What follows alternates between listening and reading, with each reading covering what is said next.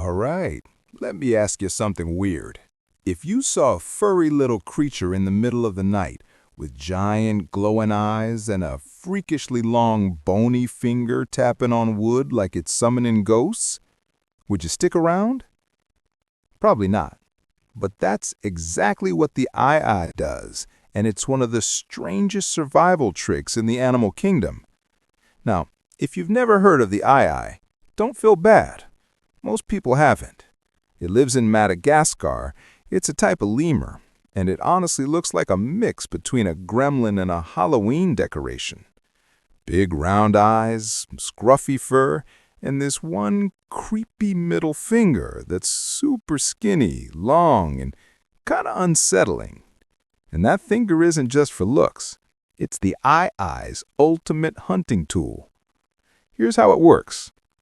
At night, the eye climbs up into the trees and starts tapping on the bark. Not randomly, not just for fun. It's listening. Kind of like how a doctor taps on your chest to hear what's going on inside. The eye taps, then listens carefully for a hollow sound. If it hears something unusual, that usually means there's an insect hiding underneath. Imagine a bug chewing away inside the wood, thinking it's safe. Then comes this lemur knocking on its door like the world's creepiest landlord. When the eye figures out where the insect is, it gnaws a little hole in the wood with its sharp rodent-like teeth. Then comes the part that makes people shiver. It slides that long, bony finger into the hole, wiggles it around, hooks the insect, and drags it out like pulling spaghetti out of a can. It's basically Madagascar's version of chopsticks, but for grubs. Now, why is this so strange? Well, because usually when you think of animals using tools, you picture birds cracking nuts with rocks, or maybe a chimpanzee poking termites out of a mound with a stick. But the eye's tool is literally built into its body. It doesn't need sticks. It doesn't need gadgets. It is the gadget. That finger is the Swiss Army knife for the animal world. It taps, it digs, it scoops, all in one. Here's where it gets even weirder. Scientists have compared the eye's hunting method to a woodpecker. Woodpeckers peck, listen, and then dig for bugs with their beaks. The eye is like the mammal version of that, except instead of hammering with a beak, it's doing a little spooky drum solo with its finger. And here's the kicker. It's the only primate in the world known to use percussive foraging, which is the fancy term for hunting by tapping and listening. Now let's make this relatable. Picture yourself sitting in your kitchen at night. Suddenly you hear a faint tap, tap, tap coming from the walls. You'd probably think your house is haunted, right? Nope. It's just an eye scanning your walls for bugs like a living stud finder. Creepy? Absolutely. Effective? Even more so. But here's the sad twist. In Madagascar, local folklore paints the eye as a bad omen. Some people believe if it points that freaky finger at you, you'll die. Others think it sneaks in the houses at night to curse people. Because of those beliefs, eyes are sometimes killed on sight, even though they're completely harmless to humans. That superstition has actually made them endangered, which is heartbreaking, because really, it's just a bug-hunting genius trying to live its best life. And here's something you'll love. That long finger isn't just for tapping wood. Scientists discovered the eye also uses it to scoop nectar, pick fruit, and even dig into coconuts. It's basically a multi-tool finger. Imagine having one finger that could be your spoon, your fork, and your straw all in one. You'd never need silverware again. What's even crazier? Eyes are part of the primate family. That means, technically, they're distant relatives of us. So somewhere, way, way back in evolutionary history, our family tree split. One branch led to us, checking emails and sipping coffee. The other led to this bug-tapping gremlin with a built-in magic finger. Makes you wonder who really got the cooler deal, doesn't it? So next time someone asks you about weird animals, you can pull this gem out of your back pocket. Oh yeah, there's this lemur called the eye. It hunts bugs by knocking on trees with his finger like a tiny ghost woodpecker, then slurps them out like noodles. Trust me, they'll look at you like you just made that up. But no, it's real. And it's yet another reminder that nature doesn't play by normal rules. Sometimes the creepiest design is also the smartest one. The narwhal's secret tusk power. Okay, quick question. If I asked you to picture a unicorn, what comes to mind? Probably a horse with a shiny horn sticking out of its forehead, right? Now, what if I told you the closest thing to a unicorn on Earth is actually a whale, a very real, very mysterious whale called the narwhal? You've probably seen pictures of narwhals before. They're these Arctic whales with a huge spiral tusk poking straight out of their face. And no, that's not Photoshop. It's a real tusk, and it can grow up to 10 feet long. That's taller than most ceilings in your house. But here's the twist. For the longest time, people thought narwhals used these tusks for jousting, fighting off rivals, or stabbing prey. Basically, like underwater sword fights. Sounds epic, right? But that's not actually what's happening. Scientists now know that the narwhal's tusk isn't just some giant weapon. It's actually a super-sensitive sensor. Yeah, that's right. Narwhals can literally use their tusks to taste the water around them. And what they're tasting for is salinity, which is just a fancy way of saying how salty the water is. Let me break this down. The tusk isn't just a random tooth sticking out. It's a canine tooth, and it's packed with millions of nerve endings. Imagine having a giant straw-shaped tooth filled with wires plugged straight into your brain. That's what narwhals are rocking. When seawater touches the tusk, those nerves pick up tiny changes in the water's saltiness, temperature, and maybe even pressure. It's like the tusk is a USB cable feeding the narwhal live data about its environment. Now, why would a whale need to do that? Well, picture where narwhals live, the Arctic. It's cold, it's icy, and the ocean surface is constantly freezing, thawing, and shifting. For an animal that needs to breathe air, figuring out where the ice is thin, where the water is fresh, or where prey might be hiding is a matter of survival. By sensing changes in salinity, narwhals might be able to track melting ice zones or detect the right waters where fish gather. In short, the tusk is less like a sword and more like a high-tech antenna. Here's where it gets fun. If you had this ability, imagine walking into your kitchen, dipping your finger in a glass, and instantly knowing if it's soda, juice, or plain water, just by sensing the chemical balance. No tasting needed. That's basically what the narwhal does with seawater. It's like being a built-in water quality tester. And get this, scientists only figured this out recently. For centuries, narwhal tusks were a total mystery. Back in medieval Europe, people thought narwhal tusks were actual unicorn horns. They were so rare and exotic that kings and queens would pay a fortune to own one. Some were even used to make royal scepters or magical drinking cups. Imagine paying today's equivalent of millions of dollars for what you thought was unicorn bone, only to find out it was just a whale tooth. Still cool, but definitely less magical. But honestly, in some ways, the reality is even cooler than the myth.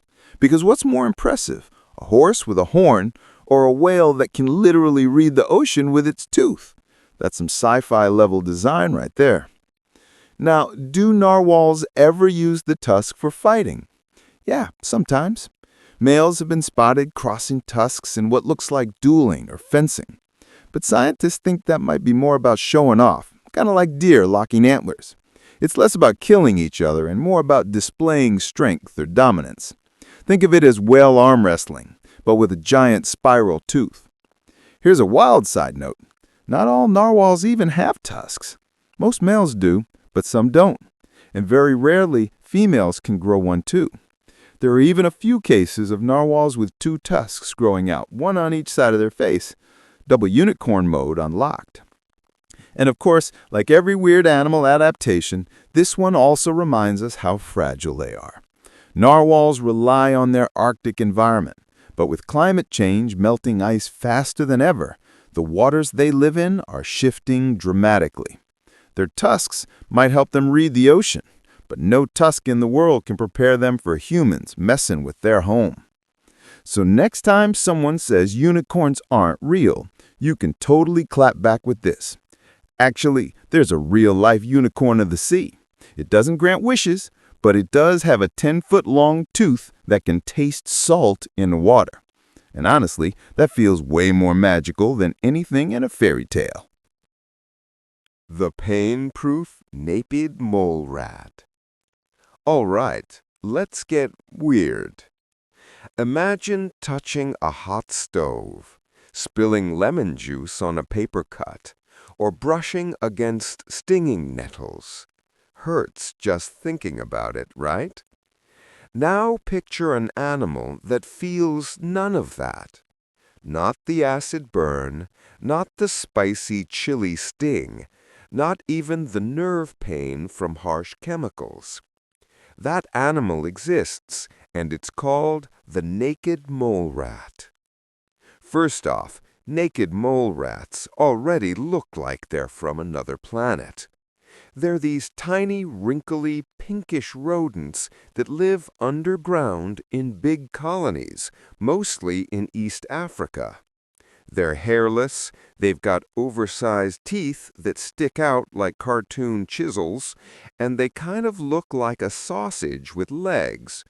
Not exactly winning any beauty contests.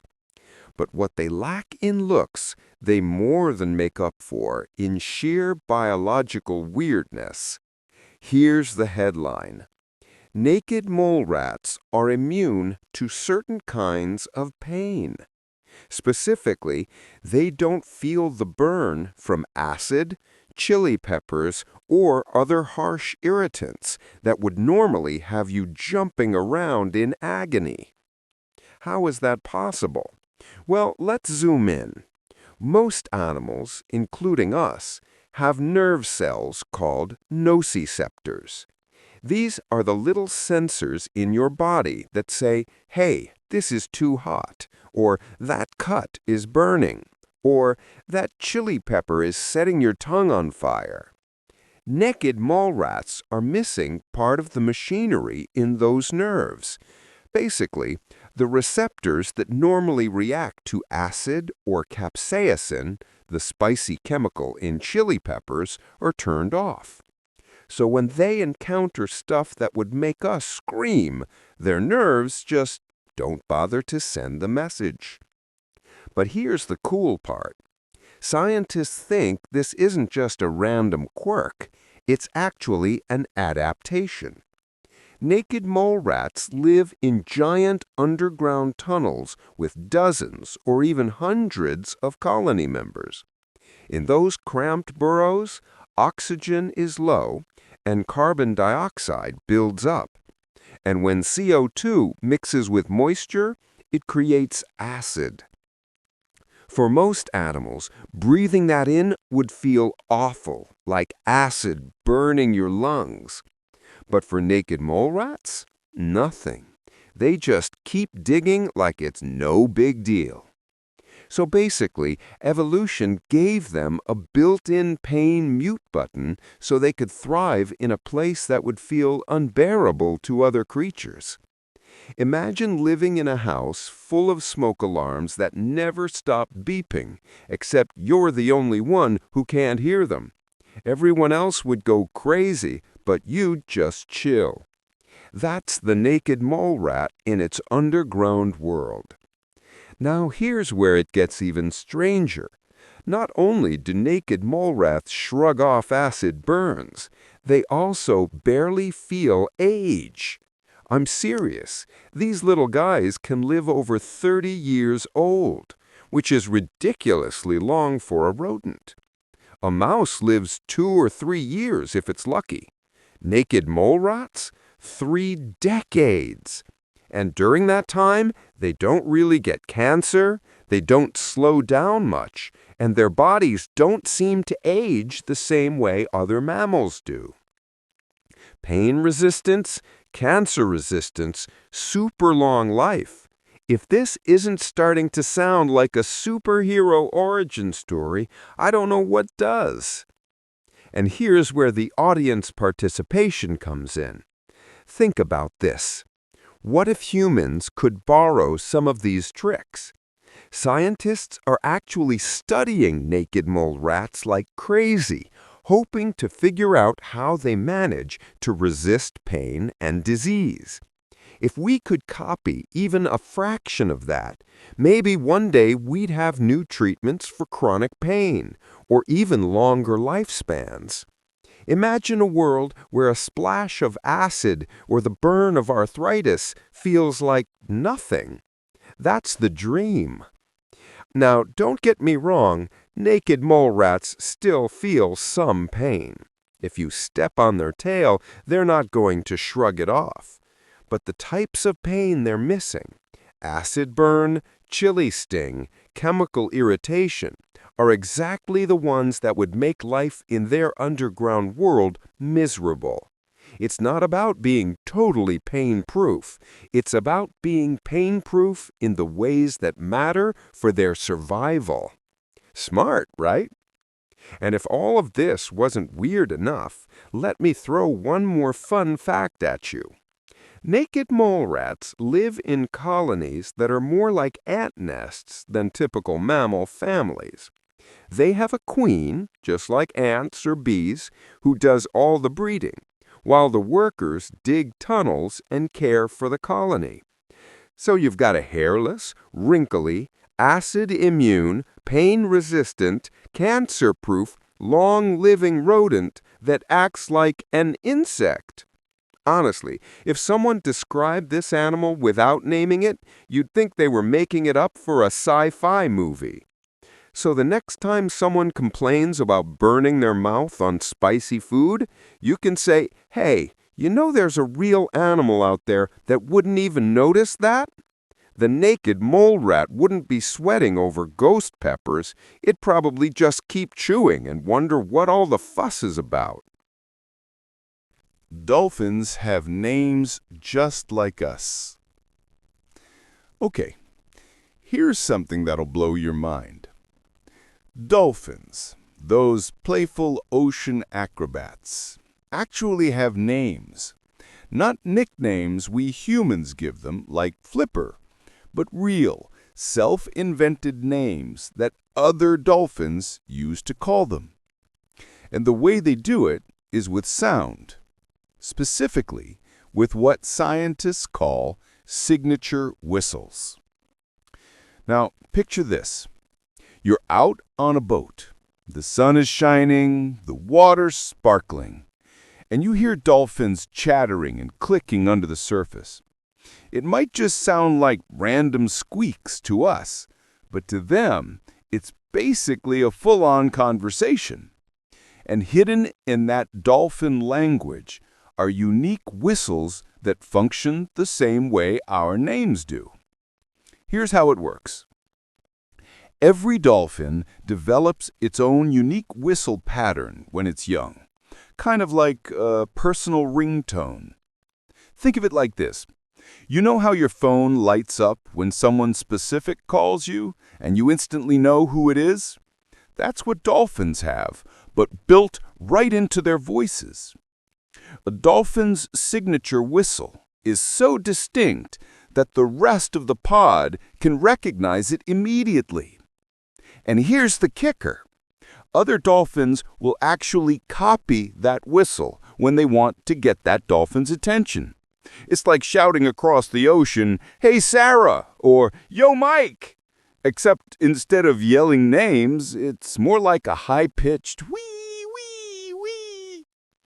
Scientists have tested this by playing recorded whistles through underwater speakers. And guess what? The dolphin who owns that whistle will perk up and respond, while the others ignore it. That's the dolphin version of looking up when you hear someone call your name in a crowded room.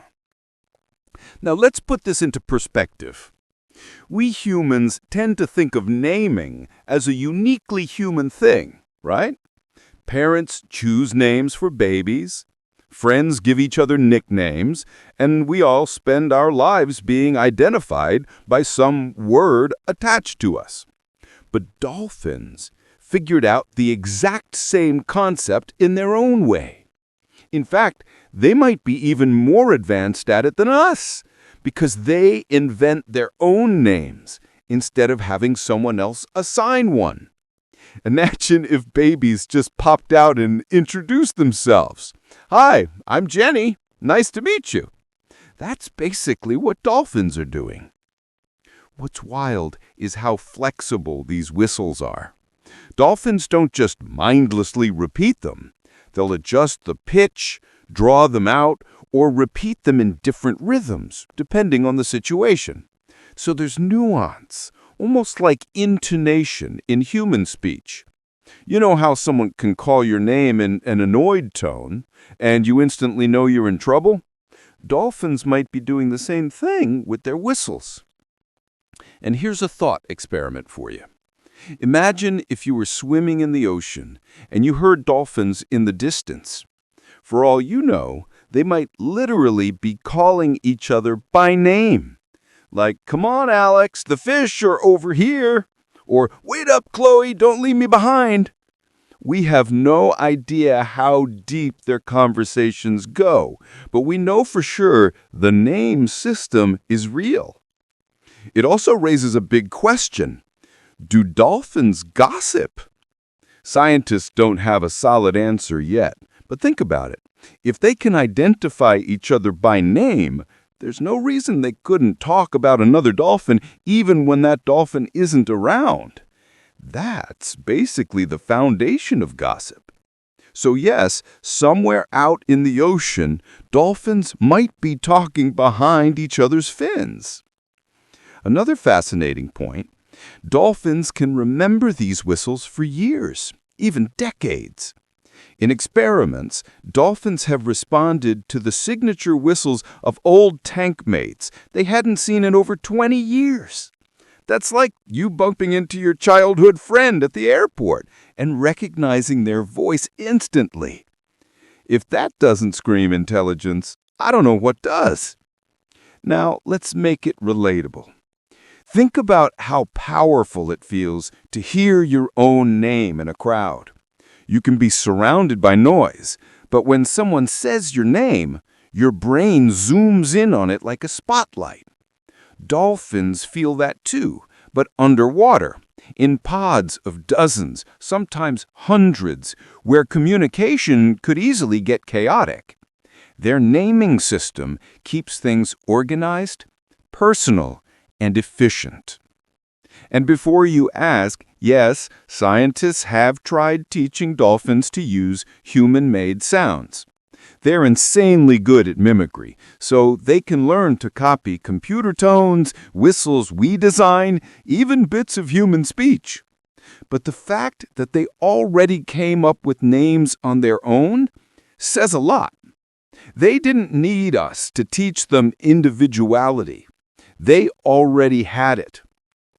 So next time you're watching a dolphin show where you see them leaping out of the waves in the wild, remember, you're not just looking at a happy-lucky sea mammal. You're looking at an animal smart enough to give itself a name, smart enough to recognize others by theirs, and maybe, just maybe, smart enough to be talking about us when we're not listening. Platypus venom gets stronger during mating season. All right, here's a fact that makes the platypus go from weirdly cute to low-key terrifying. You know the platypus. It's already a walking contradiction, a mammal that lays eggs, has a duck bill, a beaver tail, and webbed feet. Nature basically threw a bunch of spare parts into a blender and hit randomize. But here's the kicker. Most people don't know. Male platypuses are venomous. And not just venomous. Their venom actually gets stronger during mating season. Let's break this down. Male platypuses have sharp little spurs on their back legs. Most of the time, those spurs don't really do much. But come breeding season, something wild happens. The venom glands connected to those spurs swell up and start producing more potent toxins. It's basically nature's way of saying, time to fight for a mate, better load up on poison. Now, don't panic. Platypus venom isn't usually deadly to humans. If you were unlucky enough to get spurred, it wouldn't kill you, but it would absolutely ruin your week. People who've been hit describe it as excruciating pain that painkillers barely touch. One unlucky Australian soldier who got jabbed in the hand said the swelling and agony lasted for months. Months! Just from one spur. Imagine a bee sting that never ever lets up. That's platypus venom. So why does this strange little mammal need venom at all? Well, during mating season, male platypuses get territorial. They fight each other for access to females, and the venom turns their spurs into serious biological weapons. Think of it like deer growing antlers or rams bashing horns, but instead of brute force, the platypus goes chemical warfare. The stronger the venom, the more likely a male can intimidate rivals and claim his spot in the breeding lineup. And here's where it gets fascinating. Outside of mating season, the venom production drops dramatically. That means platypus venom isn't really about defense from predators. It's more like a specialized mating tool. In fact, scientists think this is why the venom has evolved to be so uniquely painful. It's not designed to kill, it's designed to incapacitate. If you can knock another male out of the competition with unbearable pain, you don't need to end his life, you just need him out of the way. The weird part? Platypus venom is a total mystery in the animal kingdom. Most venomous creatures, snakes, spiders, scorpions, rely on venom to hunt or defend themselves. But the platypus? It's one of the only mammals on Earth with venom, and it uses it almost exclusively in mating battles. That's like if humans only got sharp teeth during Valentine's Day. Let me paint you a scene. Picture two male platypuses in a quiet Australian river. They look all chill, paddling around with their goofy bills and waddly legs. Then bam! One lunges at the other, kicking with his back legs. If that spur connects, the other platypus might be thrashing in pain so badly that the fight's over before it starts. Meanwhile, the female on the sidelines, she's basically watching a chemical duel to decide who's worthy. Romance in the animal kingdom, folks. Now here's a thought experiment. Imagine if humans had this system. Every spring, when dating season rolled around, men's hands suddenly sprouted venomous spurs that got deadlier the closer it got to Valentine's Day. Dinner dates would be terrifying. Breakups, even worse. Thankfully, we just stick to bad pickup lines and cheap cologne. Scientists are actually really interested in platypus venom because it contains some completely unique molecules not found in any other animal. Some researchers think it could help in developing new painkillers, ironically enough. Studying what makes platypus venom so agonizing could teach us a lot about how nerves process pain. So, in a strange twist, the same toxin that can cause months of suffering might one day help humans manage chronic pain. And here's the final twist. Despite being venomous, the platypus is still ridiculously adorable. It waddles, it dives, it closes its eyes and ears underwater while hunting using electrosensors in its bill. It's basically a living cartoon character. But underneath that cuteness is a weaponized ankle waiting to ruin someone's day, especially if it's mating season. So the next time you see a picture of a platypus and think, how cute, Just remember, that same animal could jab you with a poison-loaded spur powerful enough to leave you writhing in agony for months. Cute, yes? Harmless? Not even close. Sloths can hold their breath longer than dolphins. Okay, let's play a quick game. Imagine you're at the pool with two contestants, a sleek, speedy dolphin and a slow, sleepy sloth. You ask them both to hold their breath. Who are you betting on? Easy, right? The dolphin. They're basically Olympic-level swimmers. The sloth?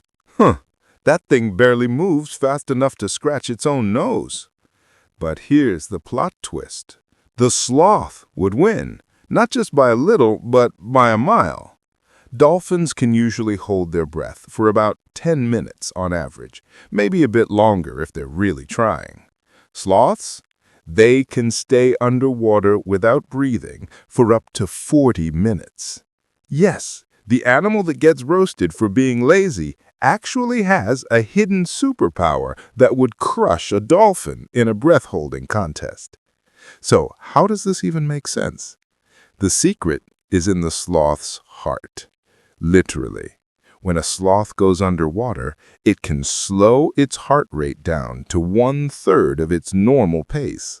Imagine your heart beating steadily at a normal rhythm, then suddenly dropping so low that your whole body goes into energy saver mode. That's what the sloth does. By slowing its heartbeat, it dramatically cuts down how much oxygen its body uses, so it can stretch out its air supply way longer than you'd expect. Meanwhile, dolphins are always on the move. They're fast, powerful, and active, which means they're always burning through oxygen quickly. Even though dolphins are perfectly designed for water, their high-energy lifestyle works against them when it comes to breath-holding contests. The sloth, with its legendary laziness, turns out to be perfectly built for endurance in this weird way. Now, picture this in the wild. A sloth hanging out in the trees decides to go for a swim. And yes, sloths do swim, surprisingly well, actually. They use their long arms to do a sort of lazy breaststroke. If danger shows up, like a jaguar prowling by the riverbank, the sloth can just dip underwater and wait it out. The predator might give up after a few minutes, but the sloth is still chilling under there like, yeah, I'll just hang out until it's safe. No rush. That ability could literally save its life. And here's a fun little comparison. Most of us can't even last 1 minute underwater. If you're above average, maybe 2. Professional freedivers train for years and can hold their breath for around 10 minutes max. But the sloth? No training, no special gear, just pure natural ability, and it clocks in at 40 minutes. That's like showing up to a marathon in flip-flops and casually beating the pros. Now, let's do a little what if. Imagine if humans had this power. Forget scuba tanks or snorkels. You're on vacation at the beach, and instead of lugging around gear, you just take a deep breath and swim around for half an hour like it's nothing. We'd all suddenly be way more adventurous underwater. But nope, nature didn't give that gift to us. It gave it to the slowest mammal in the jungle. Go figure. Scientists think the sloth's slow-motion lifestyle is the key. Everything about a sloth is designed to conserve energy. From its slow digestion, it can take weeks to process a single meal, to its barely there muscle mass. That whole moving like molasses thing that makes them seem lazy, it's actually survival strategy. And the breath-holding ability is just one more trick in their survival toolkit. Now, here's a fun little mental image. Imagine a dolphin and a sloth in a swimming pool together. The dolphin zipping around, jumping out of the water, doing flips, the crowd's going wild. The sloth? It takes forever to slip into the water, then just sinks beneath the surface and disappears. 10 minutes later, the dolphins gasping for air, while the sloth just floats back up, still calm, probably wondering why everyone's in such a hurry. The slowpoke wins again. It's one of those facts that makes you rethink what strength or skill really is in nature. We usually think of speed, power, and agility as the things that make an animal impressive. But sometimes it's the quiet, unexpected abilities, like holding your breath way longer than the competition, that really make the difference. So next time you see a video of a sloth moving in comical slow motion, just remember, beneath that chill exterior is an animal that could outlast a dolphin, a human, and probably you in a test of lung power. Turns out, being slow isn't always a weakness. Sometimes it's a hidden superpower. Wombats poop in cubes so the droppings don't roll away. All right, brace yourself, 'cause this one's about poop. Yup, we're diving straight into the weirdest bathroom fact in the animal kingdom. Wombats poop cubes. Perfect little poop bricks. Not round, not messy, but neat, squarish nuggets that look like they were manufactured in a tiny Lego factory. Now, I know what you're thinking. Wait, how? And why? Don't worry, I had the exact same reaction. Nature is full of bizarre adaptations, but cubic poop has to be one of the strangest. So let's unpack it gently. First off, the why. Wombats are nocturnal, burrowing animals that live in Australia. They're kind of like chunky, fuzzy bulldozers. Short legs, sturdy bodies, and an adorable waddle. And like most animals, they use their poop to mark territory and send messages to other wombats.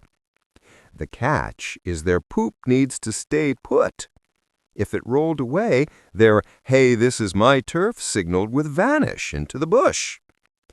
So over time, wombats evolved to poop out little cubes, droppings that don't roll off logs or rocks. Smart, right? It's like Mother Nature invented sticky notes for wombats, only way less glamorous. But the real mystery for scientists was how an animal could make cube-shaped poop. I mean, your intestines are tubes. Mine are tubes. Every other animal's intestines are tubes. Tubes don't make cubes. It baffled researchers for years until a study in 2018 finally solved the mystery. Here's the scoop. Wombats have a really long digestive process, like really long. Food can take up to 14 days to move through their intestines. During that time, their guts squeeze every last drop of water out of the material because wombats live in dry environments and need to conserve water. By the time the waste is ready to leave, it's basically compacted fiber bricks. But here's the clever part. Wombat intestines aren't evenly stretchy. Some sections are more flexible, others are stiffer. As the poop moves along, these different textures squeeze the waste unevenly, shaping it into cubes. It's like pressing clay through a mold without actually needing sharp edges. When scientists dissected wombat intestines, they realized it wasn't about sharp corners at all. It was about uneven pressure along the way. Pretty genius, right? Now, picture this. You're walking through the Australian outback and you stumble across little brown cubes sitting neatly on top of a log. To you, it looks strange. To another wombat, it's basically a billboard. Barry was here. Don't mess with Barry's burrow. The poop doesn't roll off, so the message stays visible. It's advertising, wombat style. And before you think this is some minor quirk, let me tell you, Wombats are prolific cube makers. They can drop 80 to 100 little cubes in a single night. Imagine wandering around dropping dice-shaped tokens everywhere you go. It's oddly impressive. Here's a fun little thought exercise. What if humans had cube-shaped poop? Bathrooms would look like storage warehouses. Kids would stack them like blocks. And plumbers? Oh man, plumbers would have the worst job in the world. Thankfully, our bodies didn't go down that path. This one is all wombat. Scientists are actually studying this cube-making process for more than just curiosity. Engineers are fascinated by the idea of making cubes naturally inside a soft, stretchy tube. It could inspire new ways of manufacturing or packaging materials without sharp molds or cutters. So yes, wombat poop might one day help improve industrial design. Imagine telling your boss, "My inspiration came from marsupial feces." But beyond the science, it's just kind of charming, isn't it? Wombats themselves are adorable. Stocky little creatures with big noses, round bodies, and a waddle that makes them look like living plush toys. And yet, behind that cuteness, they've got one of the most unique digestive systems in the world.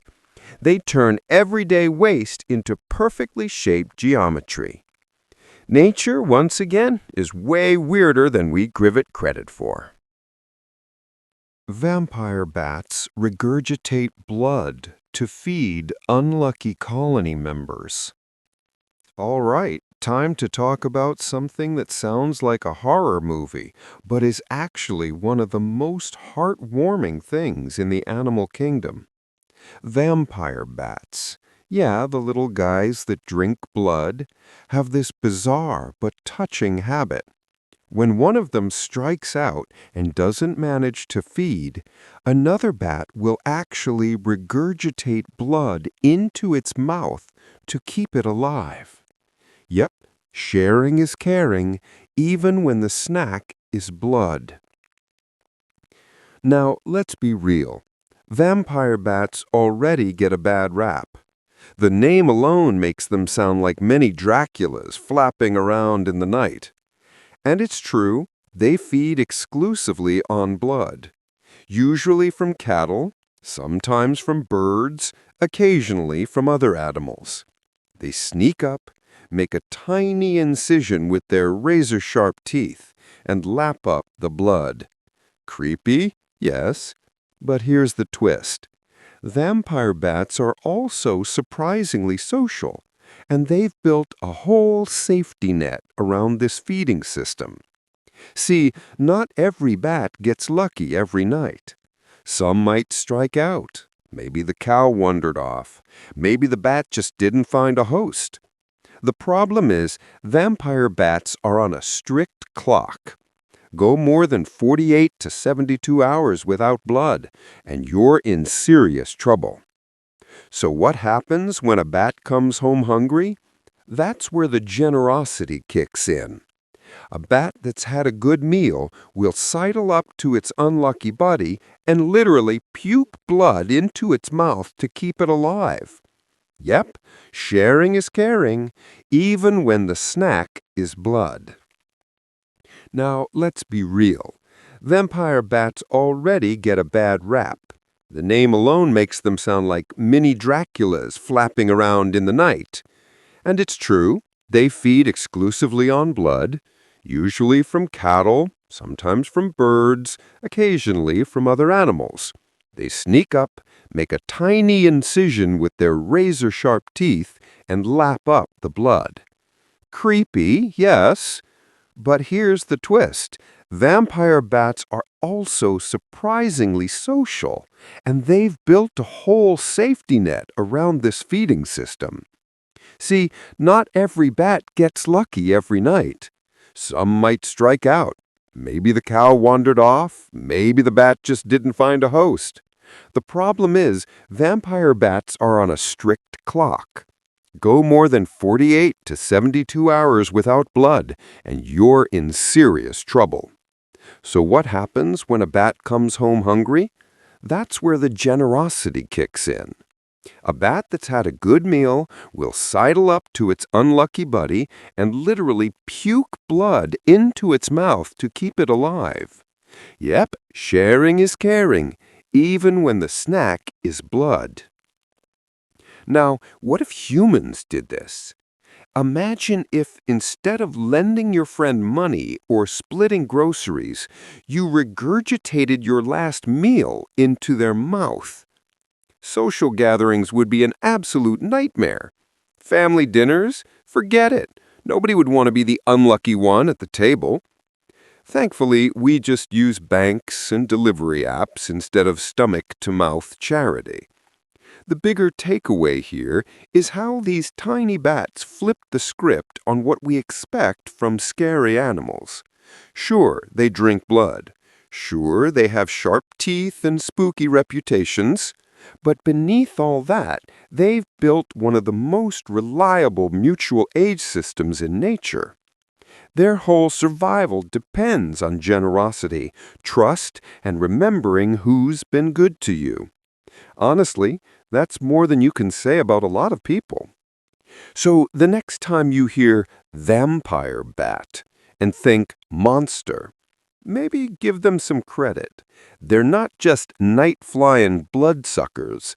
They're also the ultimate example of sharing is caring, even if their version of sharing makes your stomach turn.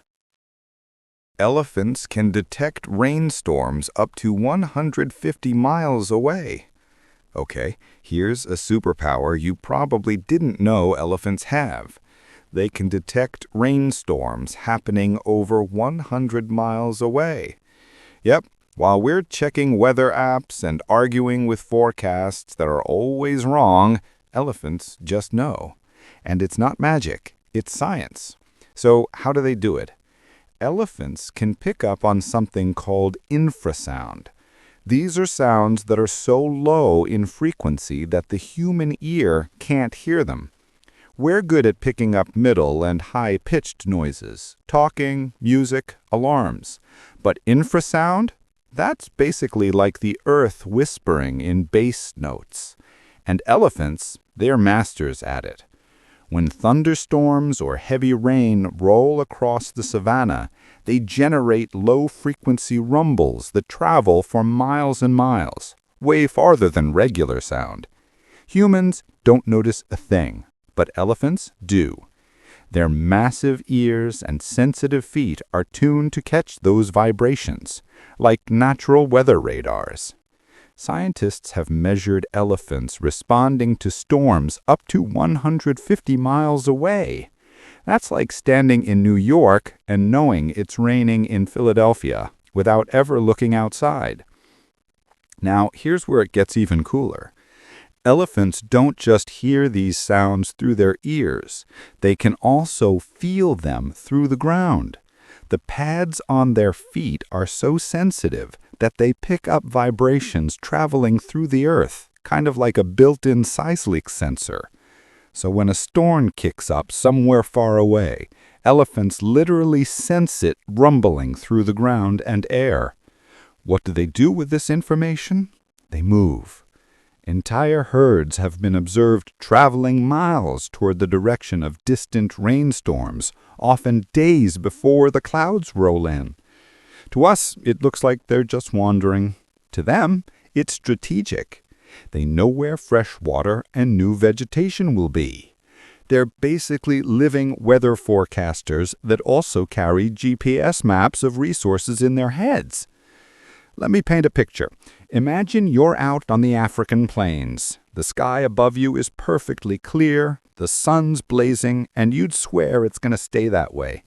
But then you see elephants start shifting direction, heading steadily toward the horizon. A couple of days later, sure enough, the rains come, right where the elephants were headed. They were 2 steps ahead the whole time. Now think about how useful this skill is for survival. Water in Africa isn't always easy to find, especially in the dry season. If you can detect storms and follow them, you're not just surviving, you're thriving. Your whole herd gets access to drinking water, fresh food, and safer conditions. That's probably one of the reasons elephants are such resilient, long-lived animals. Let's do a fun comparison. Humans need billion-dollar satellites, weather balloons, and apps that still get it wrong half the time. Elephants? They've got giant ears and good instincts. Honestly, if I had to choose between a weather forecast and an elephant's hunch, I'd put money on the elephant. And it doesn't stop at weather. Elephants use infrasound for communication, too. They send rumbles to each other that can travel for miles. A herd miles away can pick up the call, either through the air or through the ground, and respond.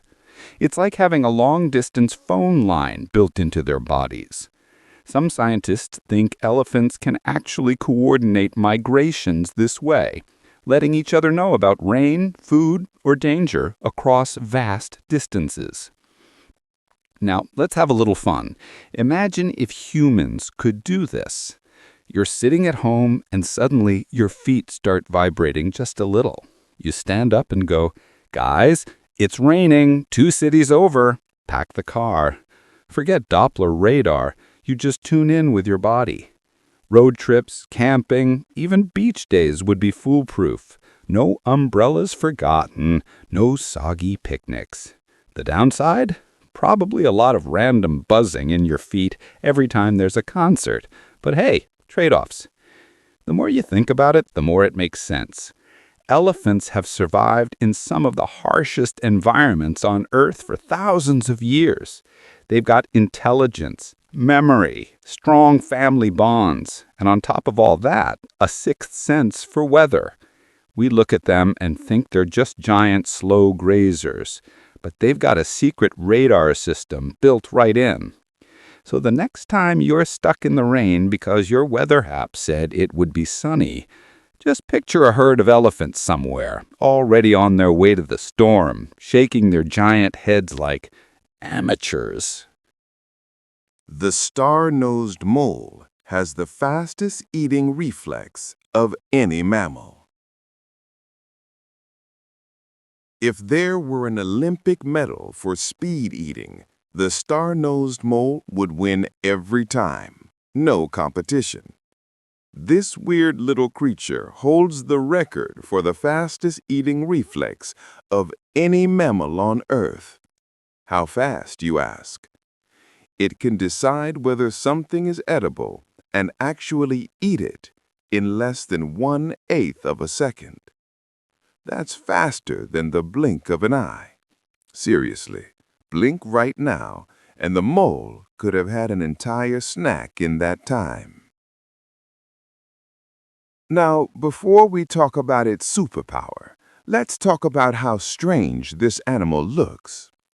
The star-nosed mole lives underground in wet, muddy areas of North America, and it's already a funky little mammal. Small, furry, with big digging claws and tiny eyes. But its most iconic feature is the bizarre star-shaped set of tentacles on its nose. Picture 22 fleshy, finger-like feelers sticking out in a circle around its snout, waving around like a little sea anemone. Honestly, it looks like something out of a sci-fi movie. But those tentacles are the secret weapon. Each one is packed with more than 25,000 touch receptors called Eimer's organs. That's more than the human hand, and it's all crammed into a space the size of a fingertip. This makes the star-nosed mole's nose the most sensitive touch organ in the entire animal kingdom. While we humans rely mostly on vision, this mole sees the world through touch at lightning speed. Here's how it works. The mole digs through wet soil, waving its star-shaped nose like a radar. Every time one of those tentacles brushes against an object, its brain instantly calculates whether it might be food. Worm, bug, tiny invertebrate. If it's edible, the mole gobbles it up immediately, often in under 120 milliseconds. That's faster than you can even register what happened. Scientists say the star-nosed mole can make up to 12 decisions per second. It's basically the Usain Bolt of the dinner table. Why the hurry, you ask? Well, living underground in swampy, dark places doesn't give you much room to waste time. The mole's prey, little insects, larvae, worms, are quick and slippery. If the mole hesitates even a fraction too long, the snack is gone. Evolution solved that problem by giving the star-nosed mole a hyper-efficient sensory system that lets it process touch faster than most animals process sight. Imagine if you had that ability. You drop a handful of M&Ms on the table. Instead of picking through them one by one, your fingers brush over them and boom, you've eaten them all in less than 1 second. Buffets wouldn't stand a chance. Honestly, competitive eating contests would be over before the clock even started. Here's the kicker, though. For the star-nosed mole, this isn't just about speed. It's about survival. In the swampy environments they live in, food isn't abundant all the time. They need to maximize every opportunity to eat, and being able to scan and swallow in milliseconds gives them an edge over other underground hunters. And here's another wild fact. Scientists tested this mole's feeding reflex by putting tiny worms in front of it and filming in slow motion. What looked like chaos at normal speed turned out to be a perfectly choreographed system.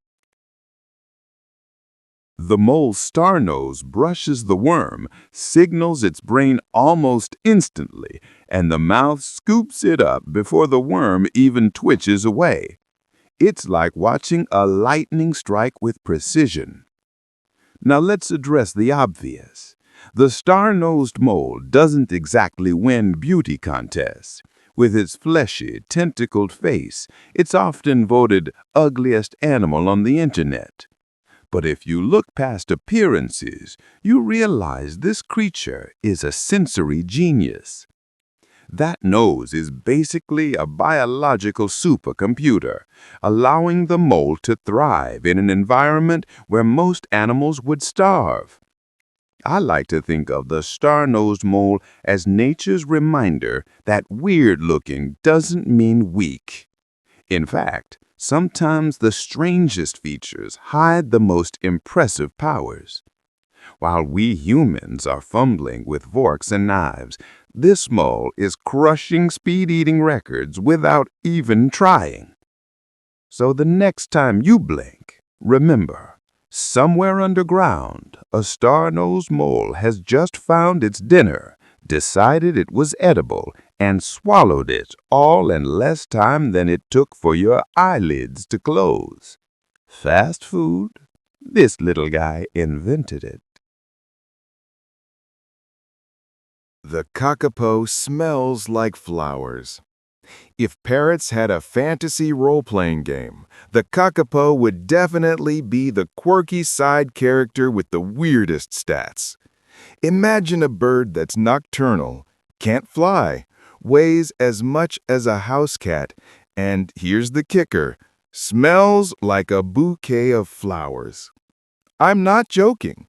The Kakapo, which is native to New Zealand, gives off this strong, sweet, musky scent that people often describe as floral. Sounds pleasant, right? Well, not if you're trying to avoid getting eaten.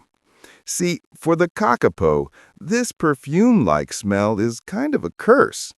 Unlike most birds, which rely on camouflage and stealth, the Kakapo is basically waving a flag that says, "Here I am, predators, come get me." Dogs, cats, stoats, and rats, all invasive animals introduced to New Zealand by humans, can easily sniff them out. And because kakapos can't fly, their only real defense is waddling away or climbing a tree. Not exactly the best strategy when you're broadcasting your location through the air like a living, scented candle. But before we dunk too hard on the kakapo, let's appreciate how unique this bird really is. For starters, it's the world's heaviest parrot, tipping the scales at up to 9 pounds. Most parrots you think of, macaws, cockatoos, are brightly colored, loud, and zippy flyers. The kakapo is the total opposite. It's chunky, mossy green, quiet, and spends most of its time on the ground. Think of it as the introvert of the parrot family. And then there's the nocturnal lifestyle. Most parrots are daytime birds, but kakapos prefer the night shift. They roam around the forest floor under cover of darkness, foraging for roots, seeds, and fruits. Their green and brown feathers blend perfectly with the forest floor, at least to the human eye. To us, they look camouflaged, but to a predator with a keen nose, that strong floral scent makes camouflage almost pointless. So why does the kakapo smell so strongly in the first place? Scientists think the scent comes from natural oils in their feathers, which may help keep them waterproof and healthy in New Zealand's damp forest environment. The oils might even act as a kind of bird deodorant, keeping feathers flexible and parasite-free. That's great for comfort and hygiene, but not so great when cats and stoats are roaming around with noses far better than ours. Here's where it gets even heartbreaking. When humans first arrived in New Zealand, kakapos were thriving. They had no natural predators, so being flightless and smelly wasn't really a problem. They could waddle around safely, live long lives. Kakapos can reach 90 years old and just do their thing. But once predators were introduced, it was game over. By the late 20th century, the kakapo population had plummeted to fewer than 50 birds. 50! Imagine an entire species being reduced to the size of a small classroom. Luckily, New Zealand conservationists stepped in with one of the most intense rescue missions in animal history. They moved every remaining kakapo to predator-free islands, monitored them around the clock, and even used artificial insemination to help boost breeding. These days, thanks to decades of effort, there are around 250 kakapos alive. Still critically endangered, but way better than before. And yes, they still smell like flowers. The scent hasn't gone away. Conservationists just made sure the predators did. Now, if you're wondering what the kakapo smell is actually like, people who've worked with them describe it as a mix of honey, lavender, and warm wood. Some say it's one of the nicest natural scents you'll ever experience. Imagine walking into a forest at night and smelling flowers, only to realize it's coming from a giant green parrot waddling through the undergrowth. It's bizarre, but also kinda charming. The kakapo is one of those animals that reminds us how quirky evolution can be. What once worked perfectly fine, smelling nice, not flying, living slowly, became a deadly disadvantage once humans changed the rules of the game. And yet, with human help, this weird, fragrant parrot has been given a second chance. So yes, the kakapo may be easy to track, and yes, it smells like an air freshener that can't fly. But it's also one of the most unique birds on Earth, a survivor against all odds. And honestly, if smelling like flowers is your flaw, That's not the worst thing in the world, unless, of course, you're trying to hide from a predator. Crows hold grudges. Okay, let's talk about crows. Those black-feathered birds you see hanging out on telephone wires, scavenging in parking lots, or giving you that suspicious side eye when you walk past. They're already kinda spooky with their whole goth bird vibe, but here's a fact that makes them downright eerie. Crows can recognize human faces. They can hold grudges against specific people, and they actually teach their kids to dislike you too. That's right. If you tick off a crow, you might have just earned yourself not one enemy, but an entire crow dynasty that remembers your face. This isn't just some urban legend. Scientists have tested it. A group of researchers at the University of Washington once conducted an experiment where they wore creepy masks while capturing and banding wild crows.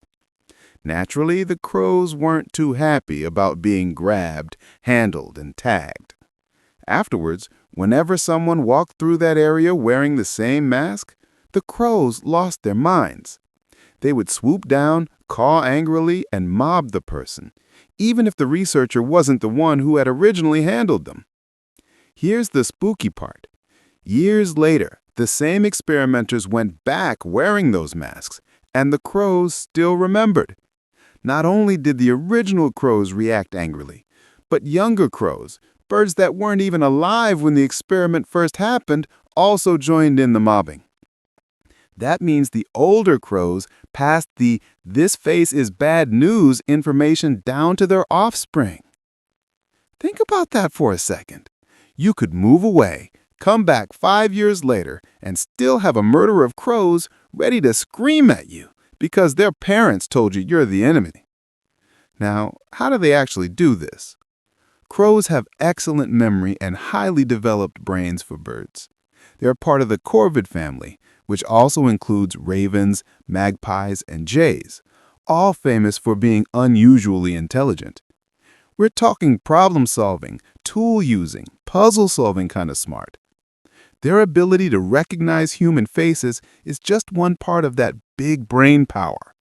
Once they've labeled you as a danger, it gets stored in their memory and shared socially, kind of like bird gossip. Imagine a crow flying back to its family and basically saying, "Hey, see that guy with the weird hat? Don't trust him. He's bad news." And the family listens.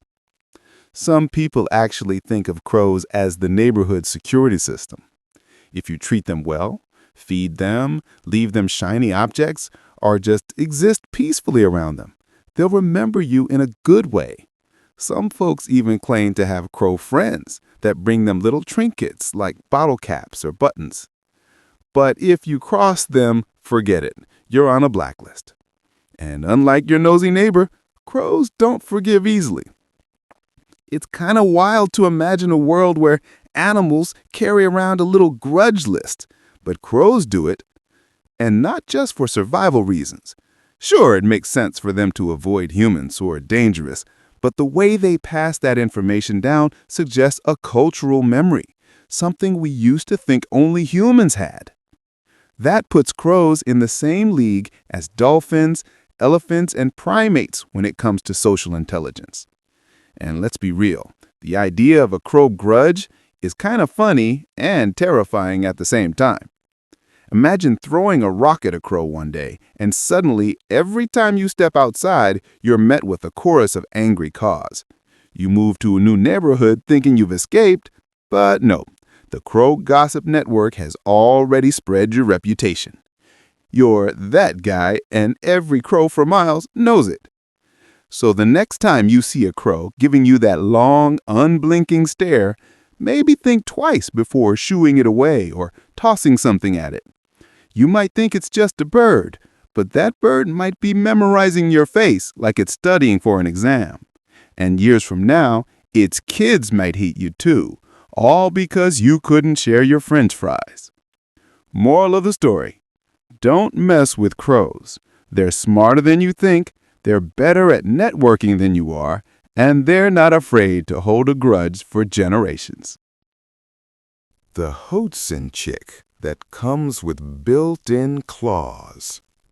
All right, get ready because this one sounds like something straight out of a dinosaur movie.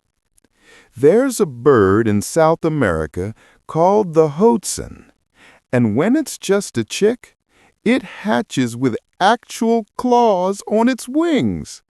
Yep, real claws. Not just little sharp feathers or funky nails, honest-to-goodness claws that it uses to climb trees like a little feathery reptile.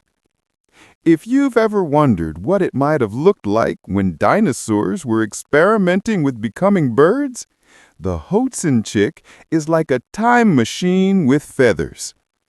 Let's set the scene. The Hoatzin is found in swampy riverbank forests of the Amazon basin. The adults are pretty unusual themselves. They're about the size of a pheasant, with spiky feathers on their heads that make them look like punk rock birds. And they smell kind of like cow manure because of the way they digest their food. Not exactly glamorous. But it's the babies that steal the show. When Hoatzins hatch, they're not like most bird chicks that just sit helpless in the nest waiting to be fed. Nope, these chicks come equipped with 2 tiny claws on each wing, and they use them immediately. If a predator shows up, like a snake or a monkey trying to raid the nest, the chicks can literally leap into the water below and then use their claws to climb back up the tree afterwards. Imagine a baby bird swimming away, climbing back onto land and hauling itself up a tree using its clawed wings. It's like nature's little stunt double. Now, you might be thinking, wait a second, aren't claws on wings something we left behind with dinosaurs? And you'd be right. Back in prehistoric times, creatures like Archaeopteryx, one of the earliest birds, had clawed wings too. Over millions of years, modern birds evolved away from that feature because they didn't need it anymore once flight took over. But the Hoatzin chick? It still rocks those claws, which makes it one of the closest living throwbacks to the age of feathered dinosaurs. Scientists love pointing to the Hoatzin chick when they talk about evolutionary leftovers. The claws are like a reminder that birds didn't just appear one day. They came from creatures that had both bird-like and reptile-like traits.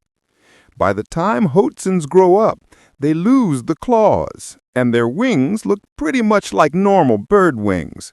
But in that early chick stage, it's like they're carrying a secret family heirloom from the Jurassic era. Here is the wildest part. Those claws aren't just for show. Hoatzin chicks are seriously agile with them. They can scramble up branches, cling to bark, and maneuver through the forest in ways that would be impossible with just tiny feet. It's a survival adaptation that works beautifully in their swampy, predator-filled world. Without those claws, most chicks would just be easy snacks for snakes and monkeys. With them, they stand a fighting chance. And honestly, it's pretty fun to think about. Imagine if human babies were born with little rock-climbing gear built into their arms. You put a toddler near a jungle gym, and they're scaling it like Spider-Man before you can even blink. That's basically what Hoatzin chicks are doing from day one. Of course, once they mature, the claws vanish, and adult Hoatzins don't get the same cool climbing trick. Instead, adults are known for something else. Their bizarre diet. Unlike most birds, Hoatzins eat mostly leaves, and their stomachs ferment the food, kind of like a cow's does. That's why they smell bad, which earned them the nickname stink bird. But while the adults are busy being the smelly vegetarians of the bird world, the chicks are out there rocking their dino cosplay with climbing claws. So the next time someone tells you dinosaurs are extinct, you can tell them not exactly. Because if you look at a Hoatzin chick climbing its way up a tree, you're basically watching a little feathered dinosaur in action. It's like the past and the present mashed together in one funky little bird.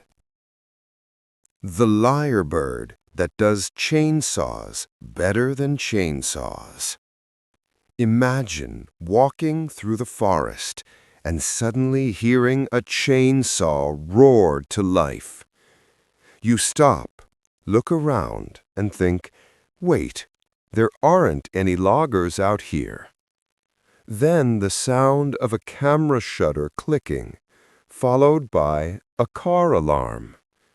You're probably thinking you're losing your mind, but nope, it's just a bird. Specifically, the lyrebird, one of nature's most incredible mimics, and the star of this fact. The male lyrebird, native to Australia, is famous for its ability to copy just about any sound it hears. And when I say copy, I mean perfectly imitate. It doesn't just mimic other birds, though it can do that too, flawlessly. It also copies artificial, man-made sounds that you'd never expect a bird to pull off. We're talking chainsaws, camera shutters, car alarms, dogs barking, even the sound of a baby crying. If it's loud and it echoes through the forest, chances are a lyrebird has it saved in its personal sound library. Now, why does a bird need to sound like a construction site? Well, the male lyrebird uses these sounds as part of his courtship routine. When he's trying to impress a female, he doesn't just fluff up his feathers. He performs a full concert.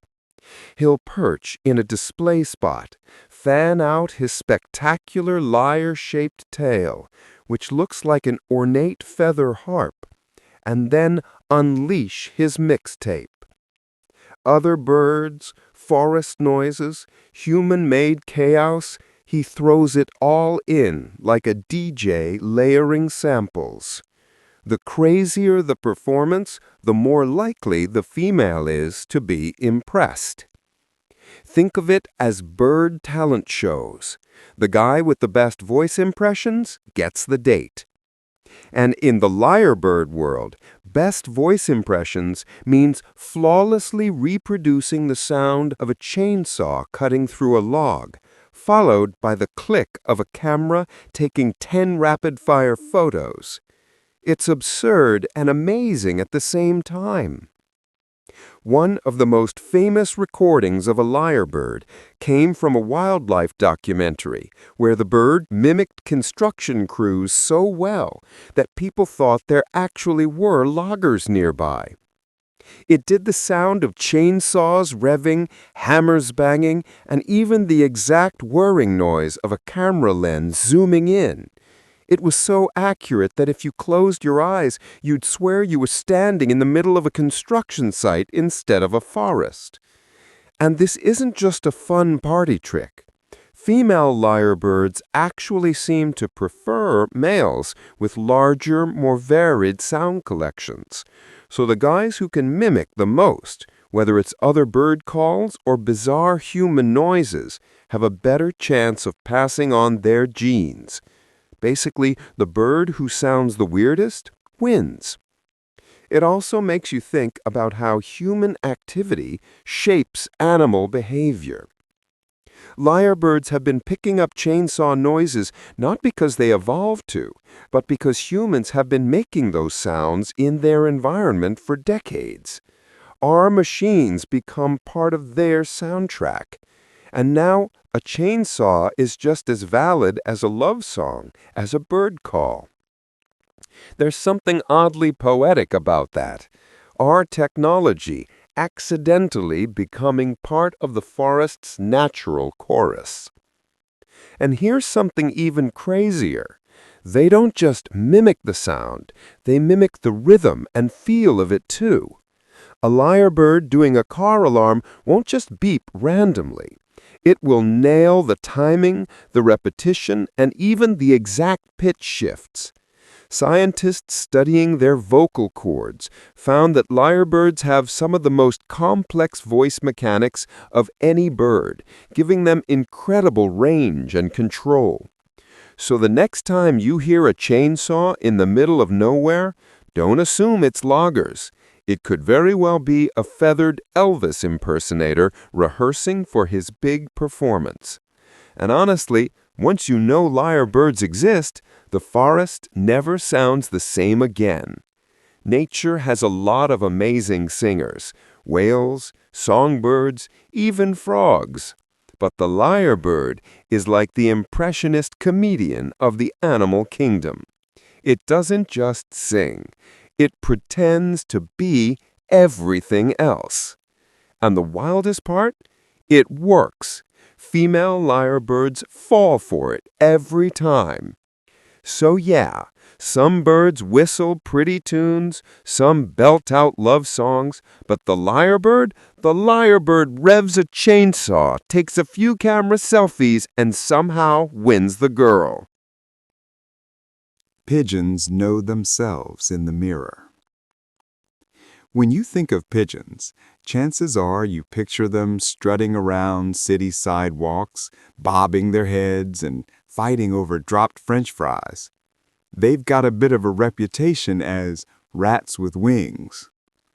But here's a twist you probably didn't expect. Pigeons can actually recognize themselves in mirrors. Yup.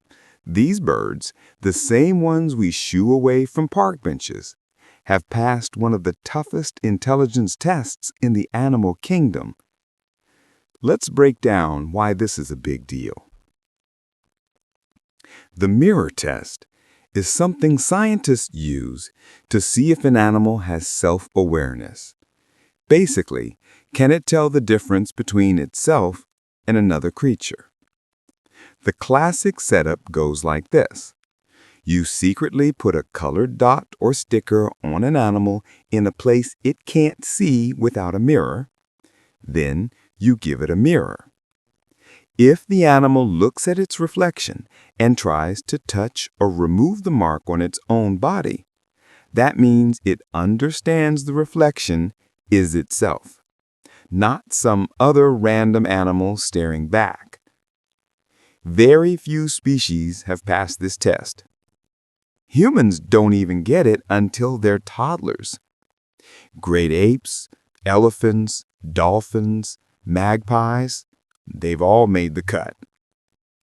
And believe it or not, pigeons are on that elite list too.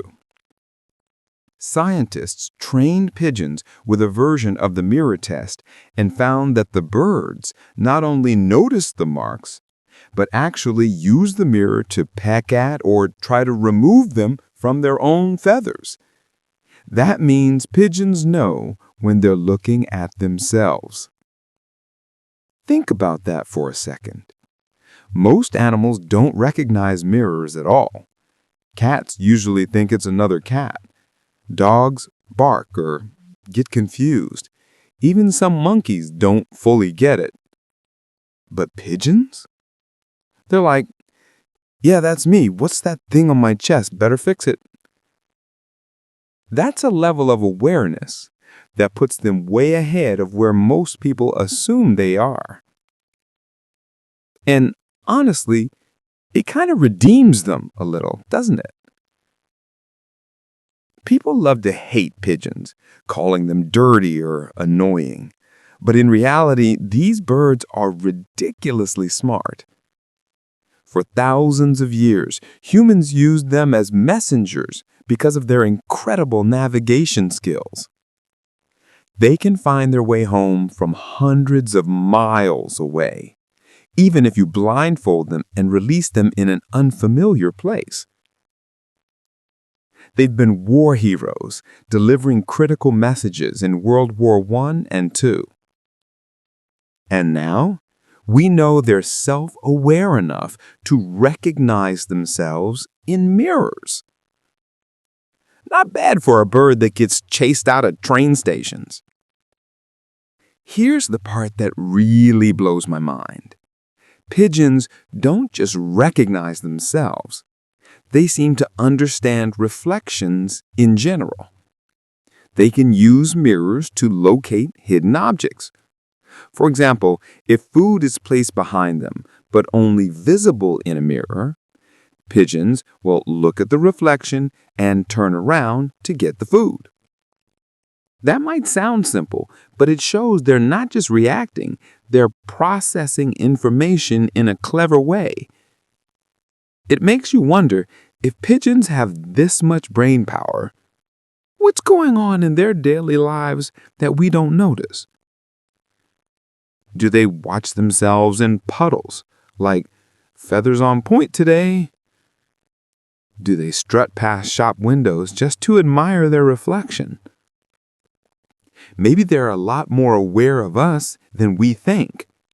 After all, if they can tell the difference between themselves and another pigeon in a mirror, they can definitely tell you apart from the person sitting next to you on the park bench. The bigger lesson here is that intelligence in animals doesn't always show up where we expect it.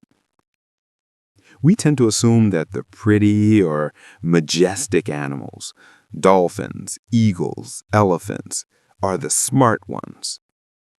But sometimes the scrappy little bird pecking at breadcrumbs outside your subway station is hiding cognitive abilities that rival those of primates.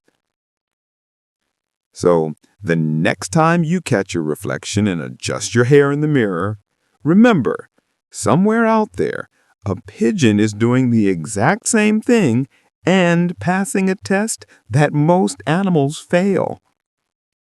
Not bad for a bird that most of us underestimate. The bird that basically never lands. All right, let me ask you this.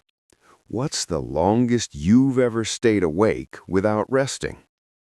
Maybe you pulled an all-nighter in college, or you were on a brutal travel schedule. But even then, you probably crashed after a day or two.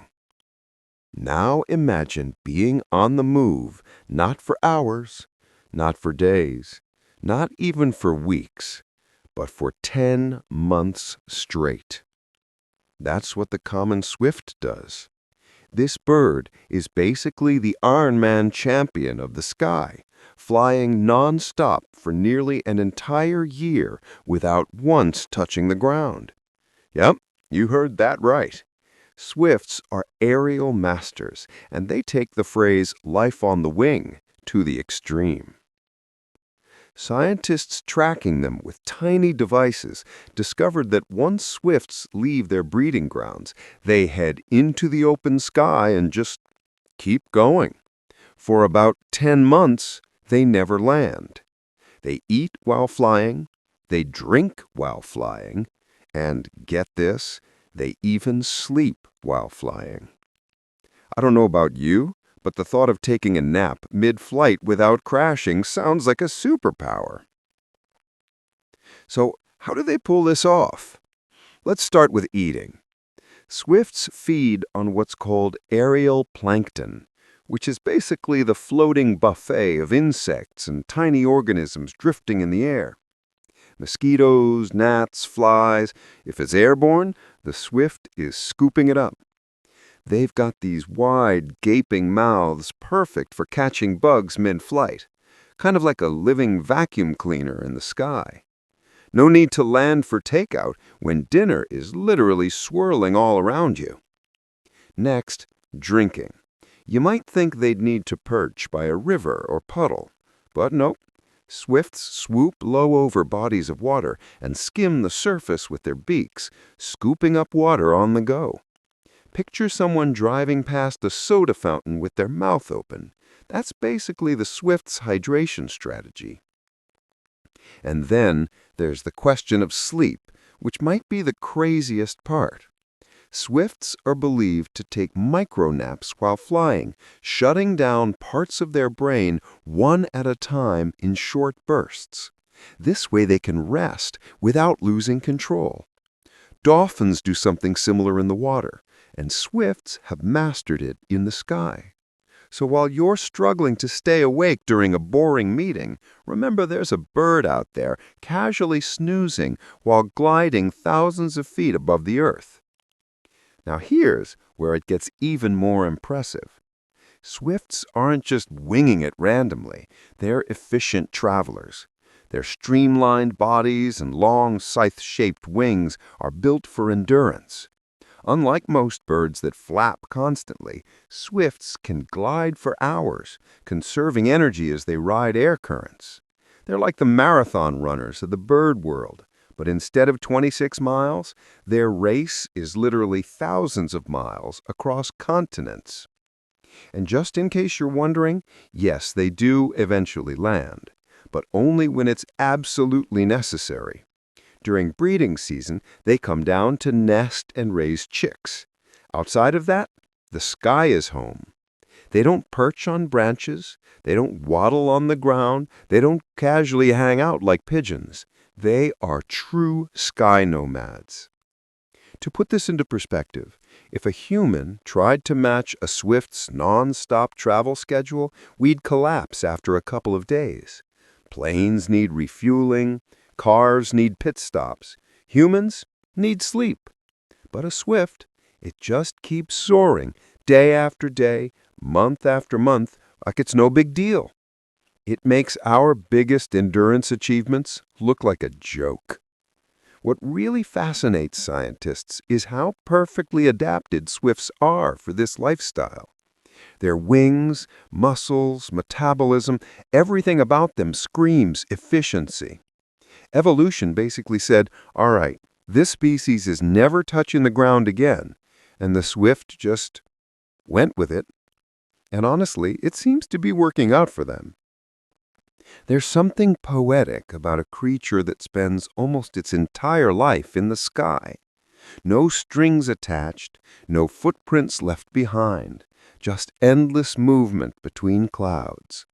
The swift doesn't just fly, it lives in flight.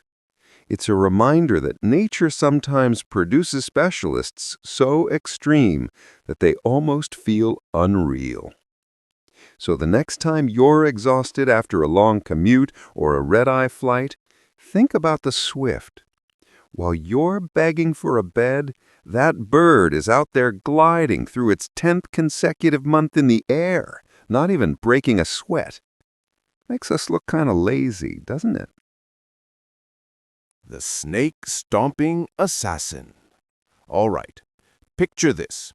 You're walking through the African savanna, and you see this tall, elegant bird strutting around like it owns the place. Long legs, impressive crest of feathers on its head, kind of like it's wearing an old-fashioned secretary's quill pen behind its ear. That's actually how it got the name secretary bird. At first glance, you might think it's just some fancy-looking bird of prey, maybe a distant cousin of an eagle. But don't be fooled by the stylish looks. This bird is a stone-cold killer, and its favorite victims? Snakes. Now, a lot of animals eat snakes. Mongooses, hawks, even some big cats will go after them. But the secretary bird has a signature move that sets it apart. It doesn't swoop from the sky, and it doesn't wrestle like a mongoose. Nope. The secretary bird kills snakes by stomping on them, hard, like bone-breaking hard. Imagine being a snake, and suddenly this bird just starts curb-stomping you like it's in some kind of brutal wildlife martial arts movie. That's the secretary bird's entire vibe. Here's the crazy part. Scientists studied their stomps, and they found out that a secretary bird can deliver a strike in less than 100 milliseconds. That's faster than you can blink. And when that strike lands, it's with a force strong enough to snap bones and crush spines. The bird's legs are built like weapons, long, strong, and designed to kick with deadly accuracy. Think of a martial artist with pinpoint precision, except this one is a bird in high heels. And it's not just raw power, it's technique. The secretary bird doesn't just stomp randomly. It aims for the head and neck of the snake, delivering rapid-fire blows until the reptile is either stunned or straight up dead. In some cases, they'll pick up the snake, toss it in the air, and stomp it again when it hits the ground. Savage doesn't even begin to cover it. Why stomp instead of just using its beak like an eagle would? Well, it's all about safety. Snakes can be venomous, and getting too close with your face is a terrible idea if you want to live another day.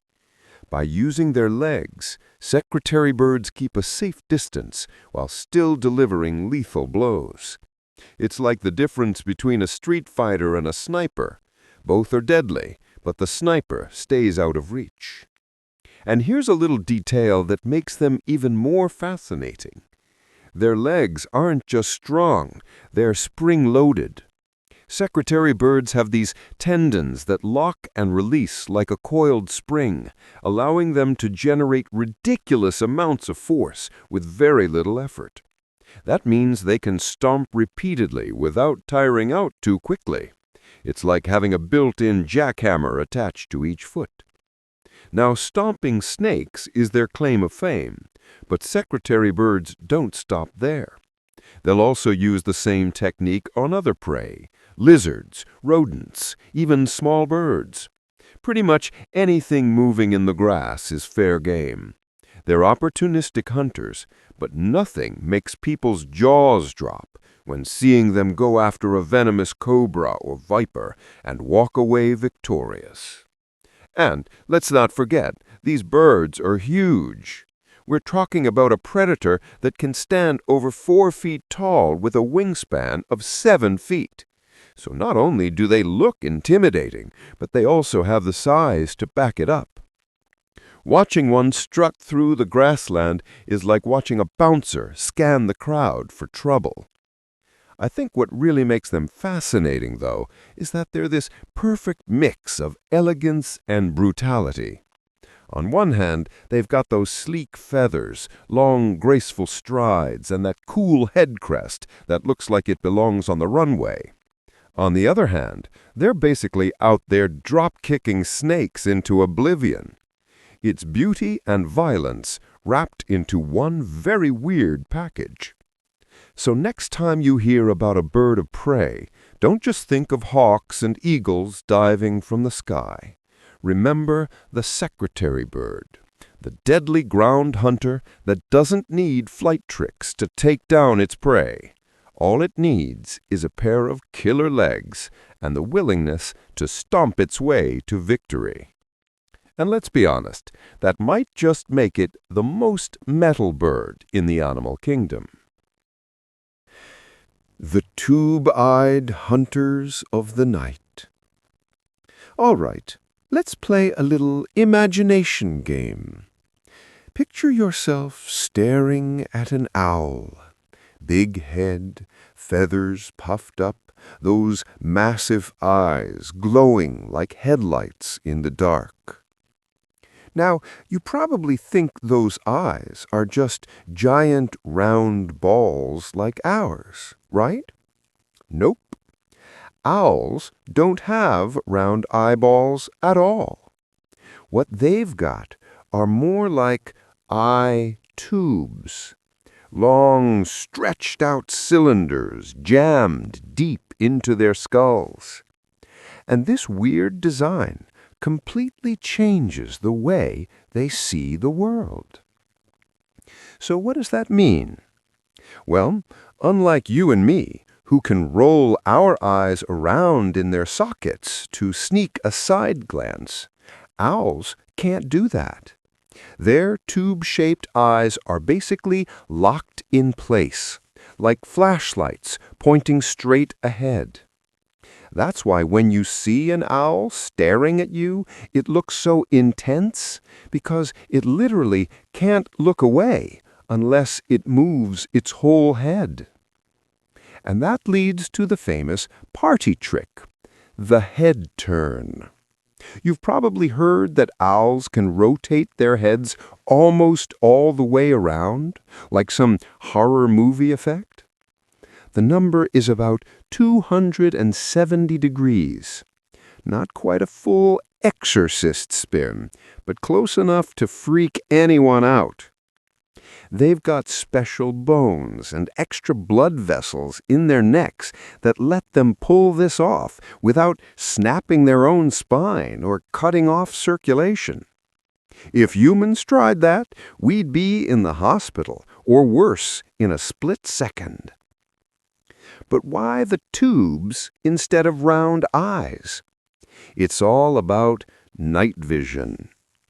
The tubular shape allows for really big retinas packed with light-sensitive cells called rods. Rods are the ones that make it possible to see in low light.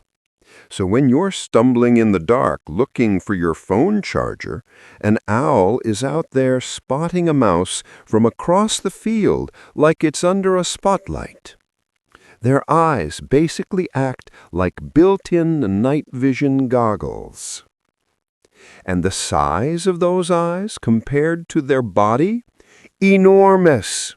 If humans had owl-sized eyes proportional to our heads, they'd be the size of oranges.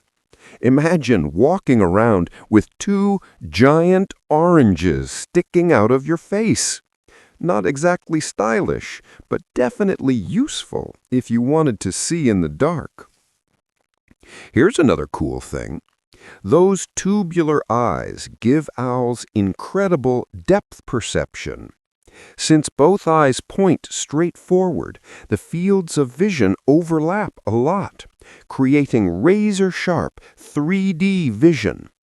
Perfect for judging the exact distance before pouncing on prey. It's like they've got a built-in rangefinder, which makes them deadly accurate hunters. But there's a trade-off. Having eyes stuck facing forward means they can't see very well to the sides. Their peripheral vision is terrible compared to other birds. That's why the head-turning superpower is so essential. If they couldn't swivel their necks like that, they'd miss half the action around them. And speaking of hunting, the eyes aren't the only trick.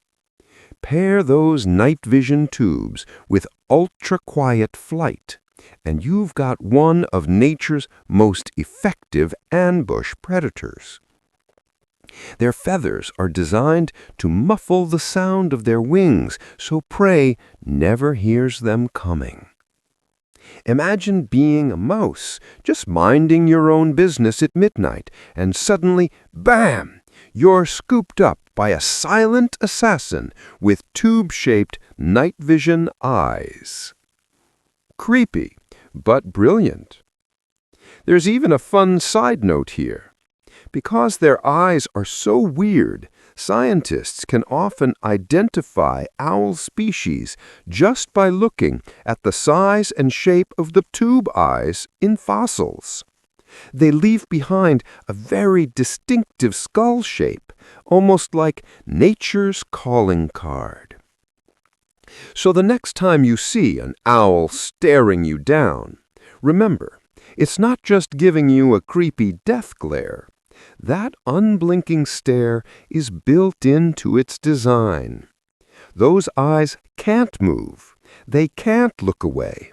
They're just locked forward, hyper-focused on whatever's unlucky enough to be in their sights. And honestly, that makes them even scarier as predators. Owls may look wise and calm, but behind that round head are two intense tubes that turn them into some of the most specialized hunters in the animal kingdom. Night vision, depth perception, head-twisting superpowers, it all starts with those strange eyeballs that aren't even balls at all. The bird that builds with spider silk. All right, let's talk about hummingbirds. You probably know them as those tiny, glittering, high-speed maniacs of the bird world. Wings buzzing so fast, they sound like little helicopters. They're cute, they're fast, and they've got energy levels that make espresso look weak. But here's something you probably didn't know. Some hummingbirds actually use spider silk to build their nests. Yeah, spider silk, the same sticky stuff spiders spin to trap flies, becomes building material for one of the smallest birds in the world. So why spider silk? Well, think about it. Hummingbirds are tiny. Their nests are usually about the size of a ping-pong ball, sometimes even smaller. They can't just grab twigs like a crow or an eagle. A giant, clunky structure wouldn't work.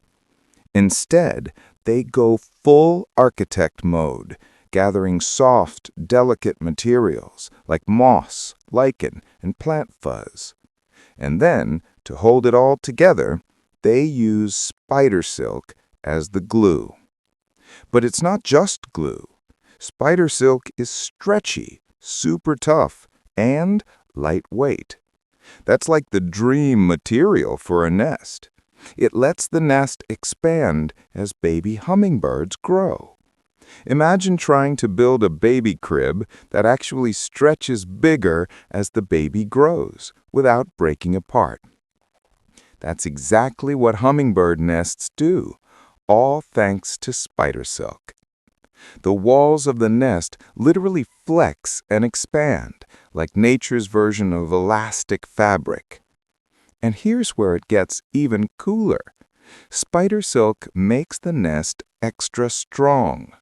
You'd think something as delicate as silk would tear easily, but spider silk is insanely tough for its size, stronger than steel by weight. So even though a hummingbird nest looks fragile, it's actually super durable for something so tiny. The chicks can squirm and push, and instead of the nest breaking, it just stretches to fit them. It's like nature gave hummingbirds their own version of stretchy yoga pants for babies. Now, how do hummingbirds even get this silk? They don't spin it themselves. They're not mutant spider birds. Instead, they steal it. They'll sneak up to abandoned spider webs or even pluck strands right from active ones. Don't worry, they're not usually eating the spiders, just taking the silk. It's kind of hilarious if you think about it. A bird hovering like a thief, carefully pulling threads from a spider's hard work, all to turn it into a baby nursery. And of course, they don't stop at silk. To really complete the look, hummingbirds camouflage their nests with bits of lichen, bark, and moss, so it blends perfectly into tree branches. Some nests are so well hidden you could walk past a tree dozens of times and never see them. It's like the ultimate tiny tree house hidden in plain sight. When you think about it, it's genius. Lightweight, expandable, tough, and camouflaged, all in one tiny package. Architects could honestly take notes from these birds. And remember, this whole nest isn't for a family of 5. It's usually just for 2 jelly bean-sized eggs. The chicks hatch out small, but they grow fast, so the stretchy spider silk nest is exactly what they need. There's also a kind of poetic beauty in it. The spider spins a web to trap and end life. but a hummingbird reuses that web to nurture and protect new life. The same material that could have been a death trap for an insect becomes a cradle for baby birds. Nature has this way of recycling that's both brutal and brilliant. So, next time you see a hummingbird zipping around your garden, remember that little speedster isn't just a flying jewel. It's also an engineer, a decorator, and apparently a silk thief. And somewhere, hidden on a branch, there might be a little tiny, stretchy spider silk nest holding the next generation of these glittering aerial acrobats. The birds that invented sledding. Okay, so when you think of ravens, you probably imagine these big, black, mysterious birds perched on a branch, maybe cawing dramatically in the spooky forest. They've got that whole goth bird reputation tied to myths and omens and all kinds of creepy symbolism. But here's the thing. Ravens aren't always serious. In fact, sometimes they're downright goofy. Case in point, ravens have been spotted rolling down snowy hills just for fun. Yep, these birds literally go sledding. Now, if you're like me, your first reaction is probably, wait, what? Birds play in the snow? Absolutely. Researchers and casual observers alike have watched ravens repeatedly sliding, tumbling, and rolling down snowy slopes. Not once, not twice, but over and over again, like kids who just discovered a new playground. And here's the kicker. They don't appear to be doing this for food or survival. They're just doing it because it's fun. That's right. Ravens are one of those rare animals that clearly play, and not just in a let's practice hunting kind of way. This is pure joy. They've been seen grabbing sticks and using them like sleds, lying on their backs and sliding, or just belly flopping into the snow and letting gravity do the rest. Imagine a bunch of kids on a snow day, except they've got wings and jet black feathers. So why would a raven bother with something like this? Well, part of it is intelligence. Ravens are ridiculously smart. They're problem solvers, tool users, and they've got the kind of brains that get bored if they don't have something to do. Play is one way they keep themselves stimulated. It's like their version of a video game. Rolling in the snow gives them novelty, excitement, and maybe even a bit of social bonding when they do it in groups. Another reason might be practice. Play in animals often has a hidden benefit. It sharpens skills they'll need later. Sliding down snow could help them build balance, coordination, and confidence in their bodies. But honestly, when you watch them do it, it just looks like they're having the time of their lives. Sometimes the simplest answer is the right one. Ravens play because it feels good. And if you're thinking, that's kind of unusual for animals, you'd be correct. But crows are considered members of the crow family, and corvids are notorious pranksters. They've been seen teasing dogs, stealing shiny objects just because, and even playing games with each other like tag. Snow sledding is just one more thing on their long list of playful antics. There's something kind of magical about this, right? We humans tend to think of ourselves as the only species that really plays for no reason, but ravens prove otherwise.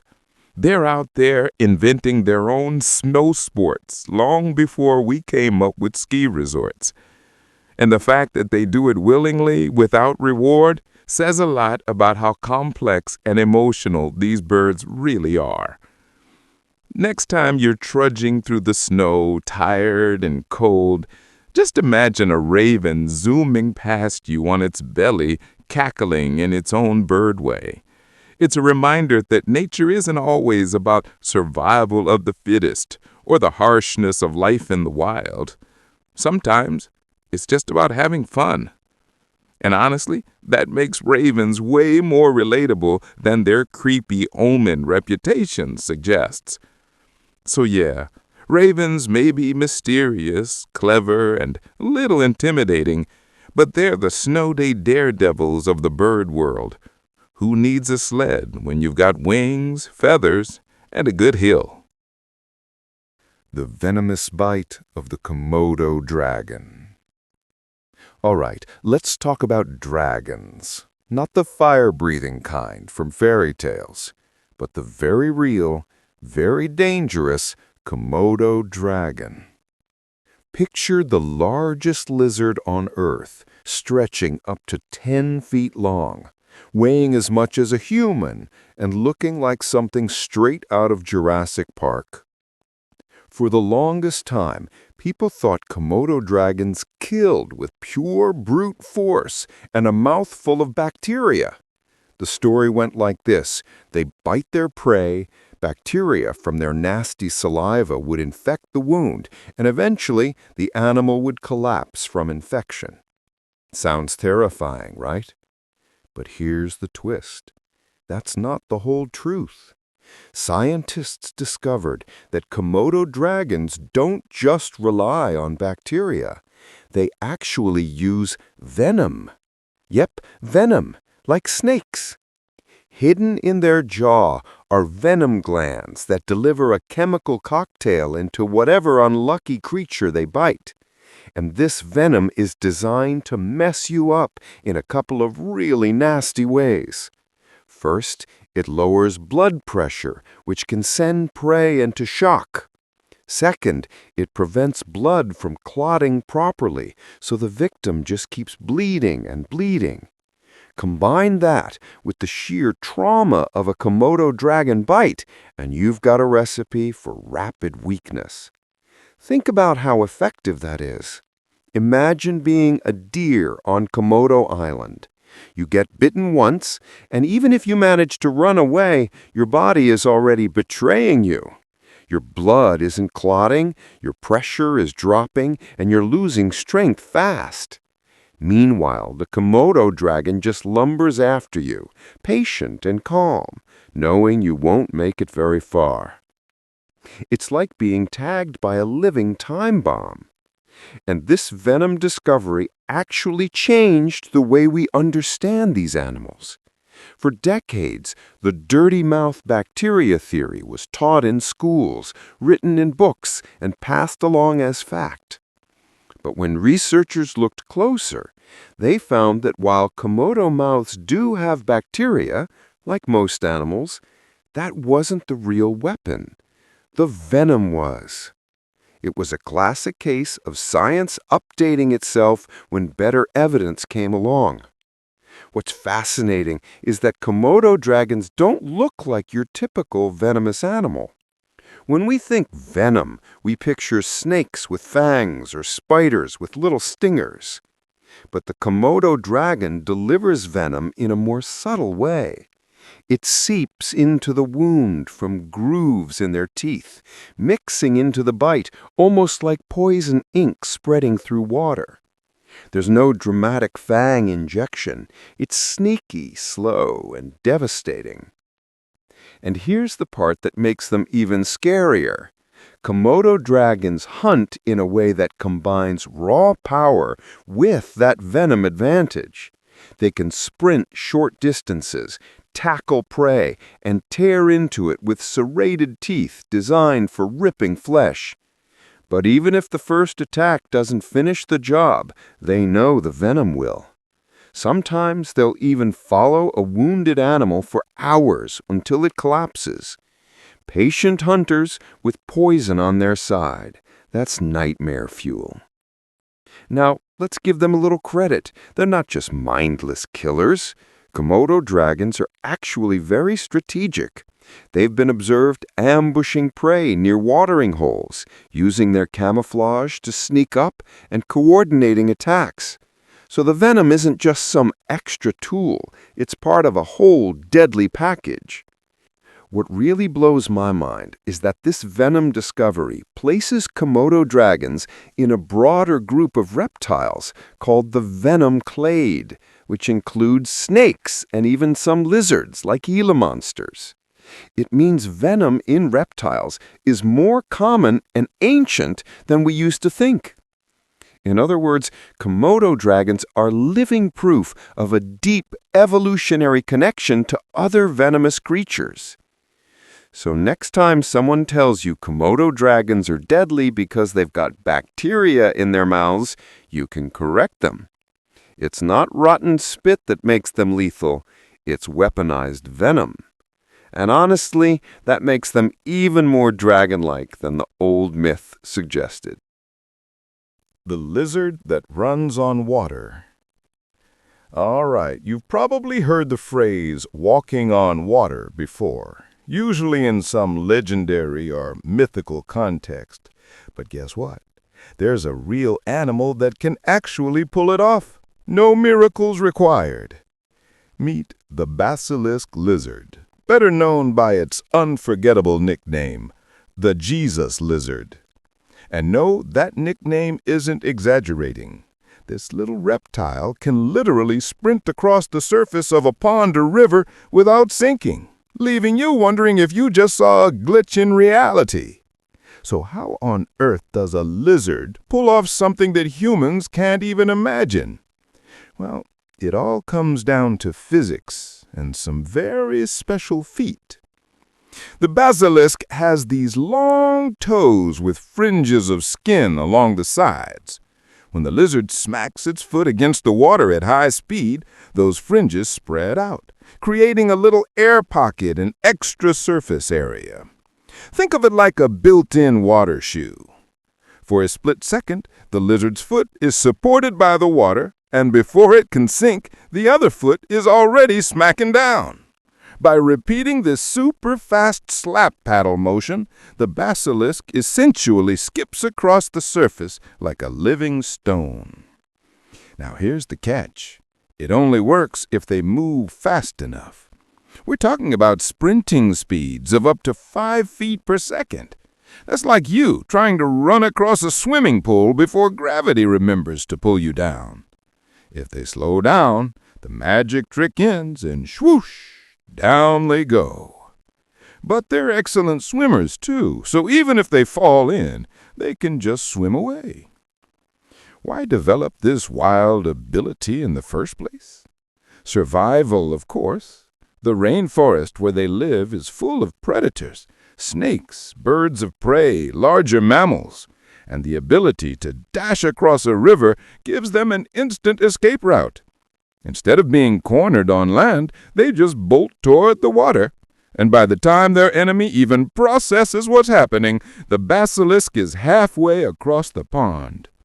It's like having a permanent emergency exit that other animals simply can't use. And don't think they only do this for survival. Juvenile basilisks especially are seen darting across water all the time, sometimes just to move between perches or chase down insects. To them, water isn't a barrier, it's just another path. Imagine if you could run across puddles without ever getting your socks wet. That's daily life for a basilisk. Now, I know what you might be thinking. Could humans ever do this? The short answer is no, unless you've got lizard feet, weigh next to nothing, and can sprint at impossible speeds. Scientists actually crunched the numbers and found out that if we tried to run on water using the same principle, we'd need legs about 15 times stronger than ours and the ability to move them ridiculously fast. Basically, we're too heavy and too slow. So the Jesus lizard keeps its superpower all to itself. The one thing I find hilarious is how dramatic it looks. a little lizard suddenly bolts upright on its back legs, pumping its arms, feet slapping the water, and it just goes. To anyone seeing it for the first time, it looks like pure sorcery.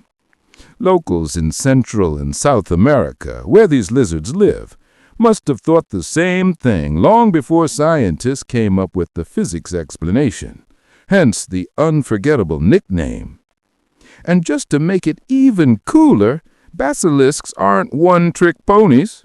They're great climbers, solid swimmers, and can stay underwater for up to half an hour if they need to hide.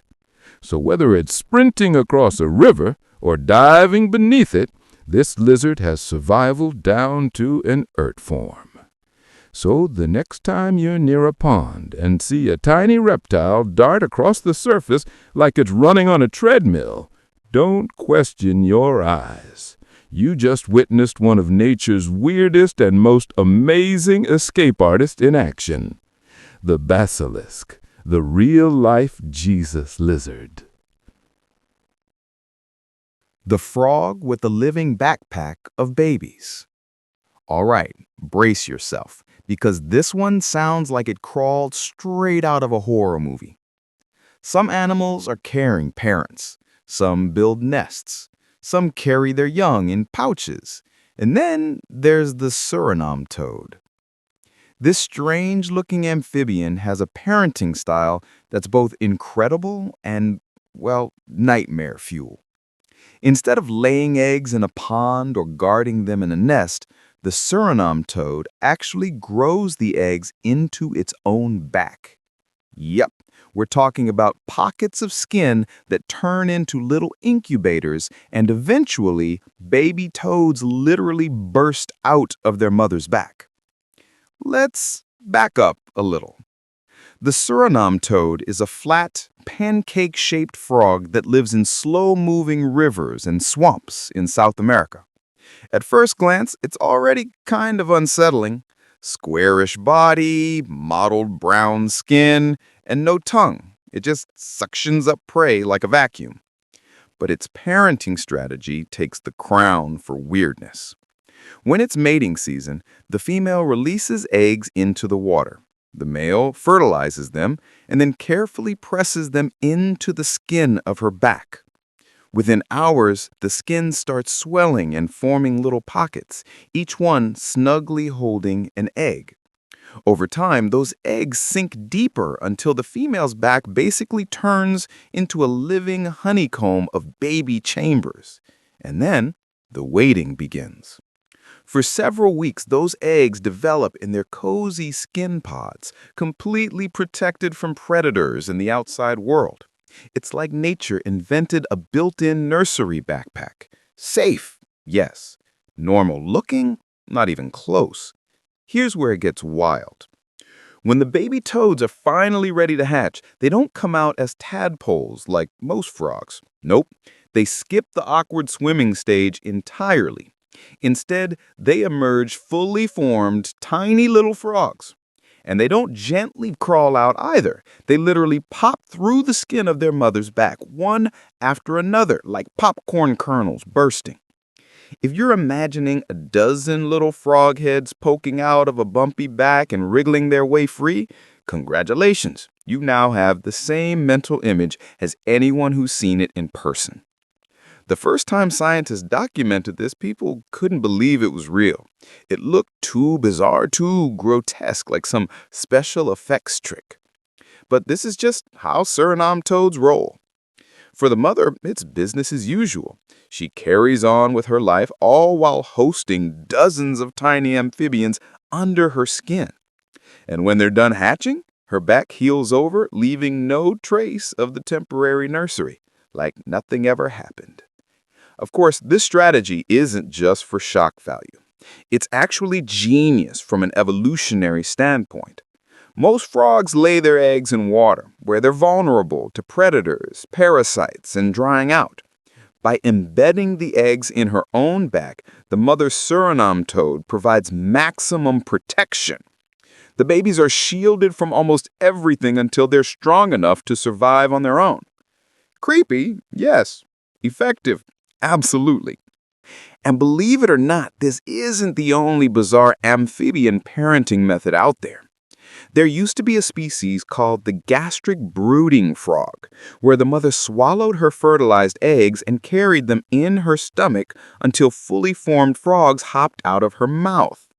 Sadly, that species went extinct, leaving the Suriname toad as one of the reigning champions of strangest childcare on Earth. Now, depending on your tolerance for gross-out biology, the Suriname toad is either one of the coolest parents in nature or the kind of thing that will haunt your dreams. Either way, you got to admit, it's unforgettable. So, next time you think human parenting is tough, just remember, at least your kids don't literally claw their way out of your back. The Screaming Gecko. You probably think of geckos as those cute little lizards clinging to walls and ceilings, right? Maybe you've even had one in your house, catching bugs and minding its own business. They're usually quiet, harmless creatures.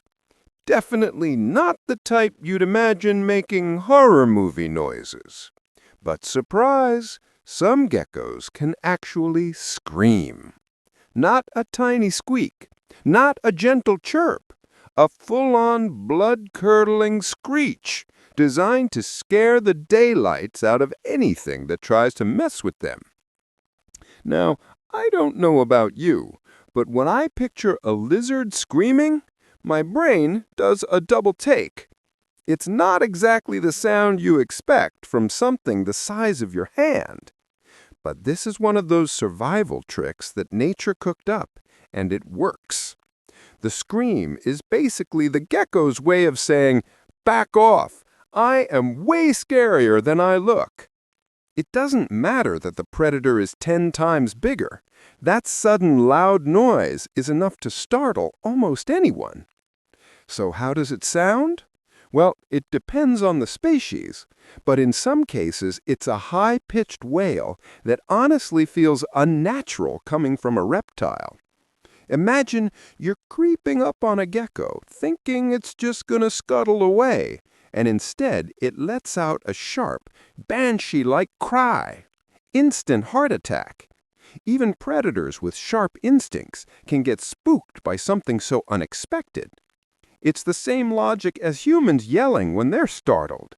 It buys a few precious seconds to escape. And here's the wild part. Screaming isn't the only vocal ability geckos have. Many species can chirp, bark, or click to communicate with each other. Some even use these sounds during mating season to attract partners. But the scream? That's reserved for emergencies. A last-ditch defense tactic when things get dicey.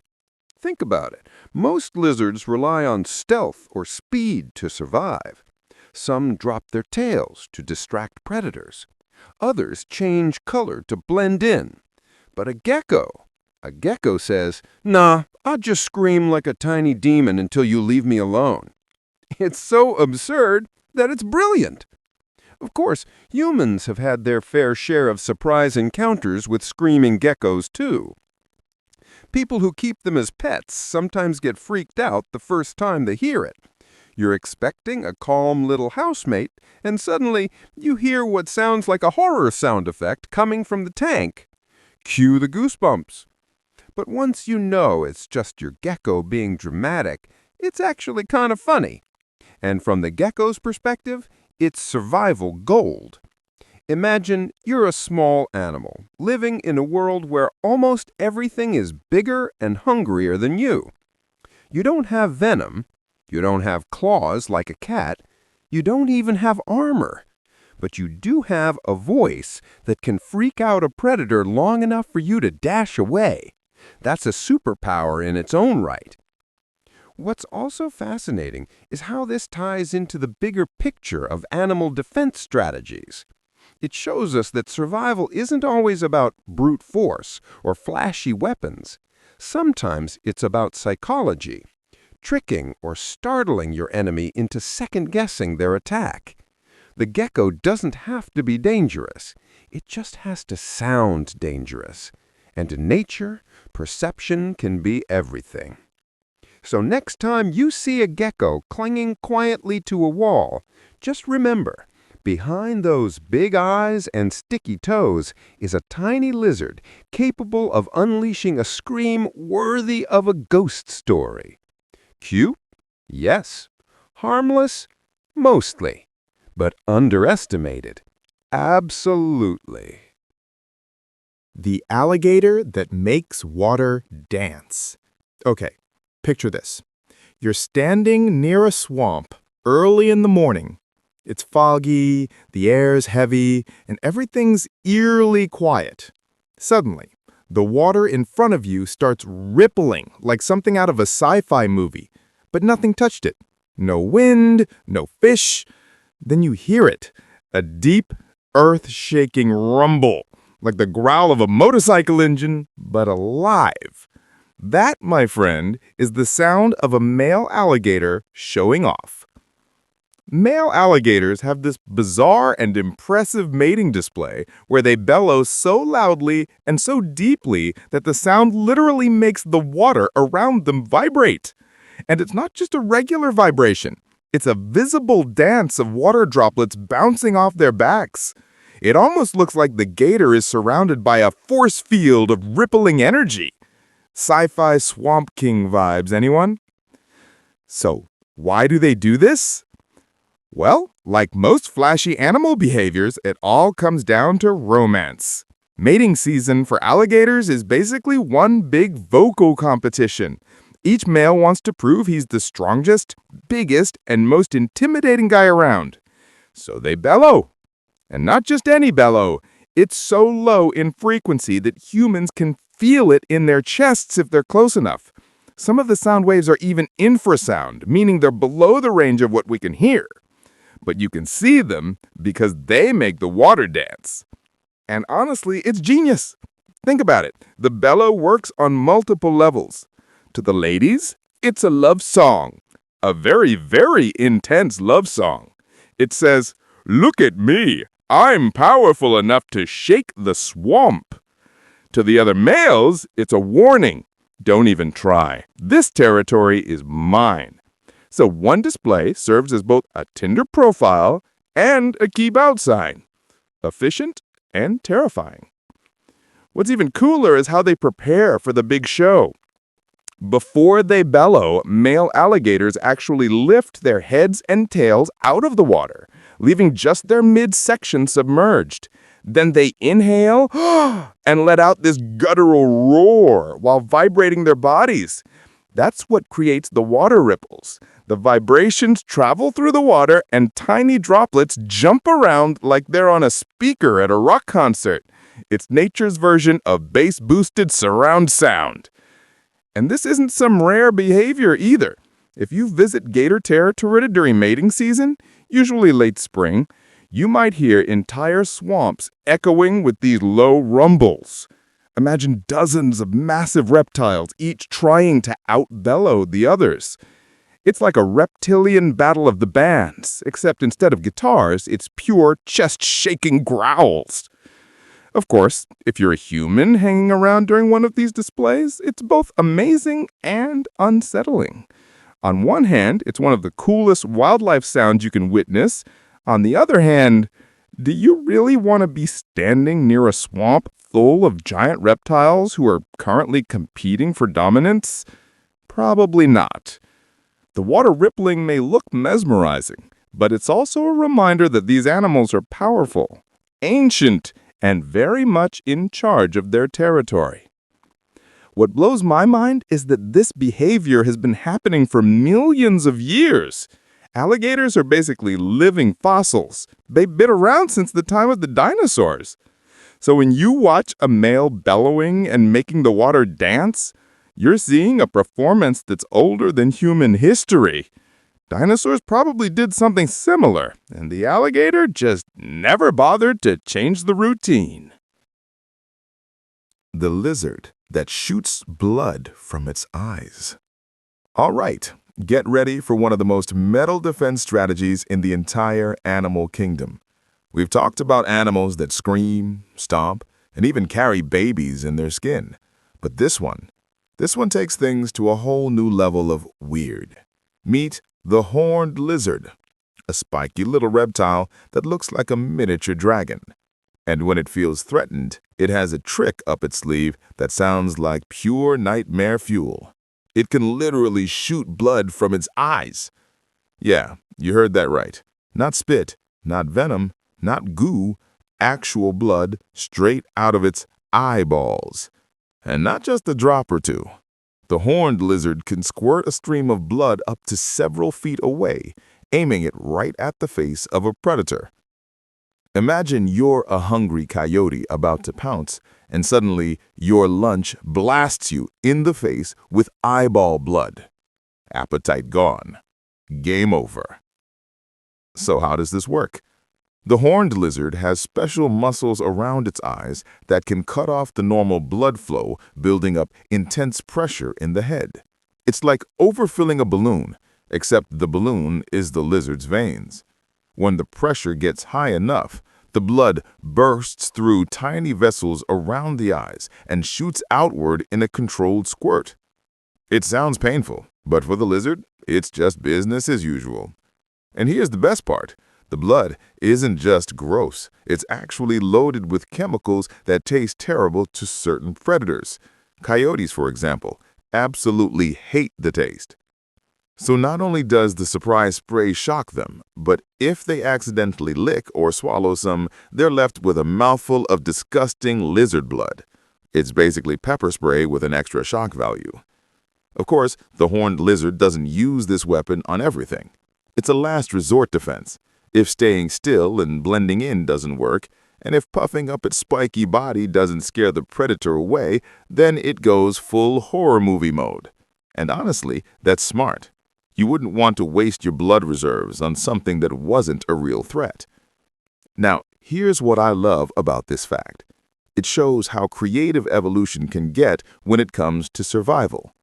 Most animals go for the obvious defenses: claws, teeth, running fast. But the horned lizard, it basically said, I'll just weaponize my circulatory system, thanks. It's the kind of solution you'd expect from a comic book supervillain, not a desert-dwelling lizard that spends most of its time sunbathing. And let's not forget, this thing looks cool even before it does the blood trick. Horned lizards are covered in spikes, giving them a fierce armored appearance. But unlike actual dragons, they're not aggressive. They mostly eat ants and chill out in the desert. It's only when someone really pushes them that the eye blood squirt comes into play. If you're wondering whether this could happen to humans, don't worry. Horned lizards aren't out here trying to aim at people. They save their defenses for natural predators like foxes, bobcats, and birds of prey.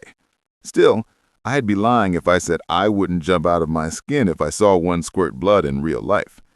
The takeaway: never underestimate the little guys. Just because something looks small and harmless doesn't mean it doesn't have a wild card up its sleeve, or, in this case, in its eyeballs. So, next time you're out in the desert and spot a tiny spiky lizard staring at you, just know it's carrying one of the weirdest weapons nature ever invented. And hopefully, it won't feel the need to use it on you. The frozen frog that comes back to life. Okay, you've probably seen frogs in ponds, hopping around in the summer, croaking away at night. Normal frog stuff, right? But there's a group of frogs out there that make all the other amphibians look kind of basic. These guys can do something so bizarre, it almost sounds like science fiction. They can literally freeze solid in the winter, and then thaw back to life in the spring. Yep, I'm talking about the wood frog and a few of its close cousins. These little amphibians turn themselves into ice pops every year and somehow walk it off like nothing happened. Let's break it down. When the temperatures drop and most animals either migrate, burrow, or hibernate, The wood frog has another strategy. It stays put. As the air turns icy, so does the frog. Its body temperature plummets, its heart stops beating, its blood stops moving, and it basically becomes a frog-shaped ice cube. If you picked one up in this state, it would feel stiff as a board, and you'd probably think it was dead. But it's not. It's just waiting for spring. Now here's the wild science behind it. You'd think ice crystals forming in the body would shred cells apart, right? That's what happens to most animals if they freeze. The sharp edges of ice destroy tissues from the inside out. But the wood frog has evolved a cheat code. As soon as the freezing process begins, it floods its cells with glucose, basically sugar. That sugar works like antifreeze, preventing the inside of the cells from freezing even though the spaces between the cells are frozen solid. It's like the frog has a built-in system to keep its most delicate parts safe while everything else gets put on pause. So for weeks or even months, the frog is frozen. No heartbeat, no brain activity, no breathing. To any observer, it's a corpse. And yet, when spring rolls around and the ice melts, the frog thaws out. Slowly, its heart kicks back on. Its blood starts flowing again, and before long, it's hopping around as if it didn't just spend the winter as a popsicle. Talk about resilience. This strategy is perfect for the wood frog's environment. These frogs live in North America, often in places where ponds freeze completely over. If they tried to hibernate underwater like other frogs, they'd suffocate. If they tried to burrow too deep, they might not survive the cold. Freezing solid is actually the safer bet. And the best part? They wake up right on time for spring greeting season. Nature's alarm clock is never late. Think about how mind-blowing that is compared to humans. If we froze solid, even for a few minutes, it would be game over. Our organs would be shredded beyond repair. But a frog? It shrugs it off like a long nap. Scientists are actually studying these frogs to learn more about how their bodies manage the freeze-thaw process, because understanding it might one day help with things like organ preservation for transplants. Imagine being able to freeze a human heart for months without damage, and then thaw it out good as new. That's frog science inspiring medicine. And here's a fun mental picture. Whole clusters of frogs under leaves or buried in shallow soil, all frozen stiff, just waiting for the first warm day. Then, as the snow melts, these little ice zombies come back to life and hop straight into ponds to sing, mate, and kick off the next generation. It's like a yearly resurrection ritual. So the next time you hear a frog croaking in early spring, remember, that little guy might have been an ice cube just weeks ago. It's a reminder that nature is full of creatures with superpowers we can barely wrap our heads around. And this one is basically nature's version of cryogenic freezing, except instead of sci-fi labs, it's just a frog in the woods doing its thing. Chameleons use color as a mood ring. When most people think of chameleons, the first thing that pops into their head is camouflage. You picture this little lizard blending into a green leaf or brown branch, vanishing into the background like a reptile ninja. And yeah, camouflage is part of their deal. But here's the twist. That's not the main reason they change color. Chameleons are way more dramatic than that. They use their color-shifting powers to communicate, to show off, and even to broadcast how they're feeling. It's less stealth mode and more like wearing a glowing neon mood ring all over their body. Let's start with the basics. Chameleons have special cells in their skin called chromatophores, packed with different pigments. Underneath those are even cooler cells that reflect light, like tiny mirrors. By expanding or contracting those cells, chameleons can shift what colors are visible on their skin. It's like having an entire paint set built into your body. But here's the kicker. They don't just hit green to hide in leaves or brown to hide in dirt. They create full-on color displays, sometimes flashing bright reds, blues, and yellows that are impossible to miss. So why go so bold? Because it's not about hiding. It's about sending a message. For example, if a male chameleon wants to impress a female or warn off another male, he'll fire up the bright, showy colors. Think of it as the reptile version of flexing at the gym. On the flip side, a chameleon that's stressed or sick might show darker, duller shades. It's like an inbuilt health meter that everyone else can read. Even their moods are on display. A calm, relaxed chameleon might look soft green or tan, blending in peacefully with its surroundings. But a annoyed one, suddenly you might see bold stripes or bright patches, as if it's saying, "Back off, buddy, I'm not in the mood." Some species even shift to nearly black when really angry, like they're flipping into rage mode. And here's the part that always makes people smile. Chameleons are basically walking mood rings. Humans hide emotions behind facial expressions or body language. Chameleons, they just flash it in neon across their whole body. Hungry, scared, excited, sick, or ready to mate, it's all right there glowing for the world to see. This changes the way you think about camouflage, too.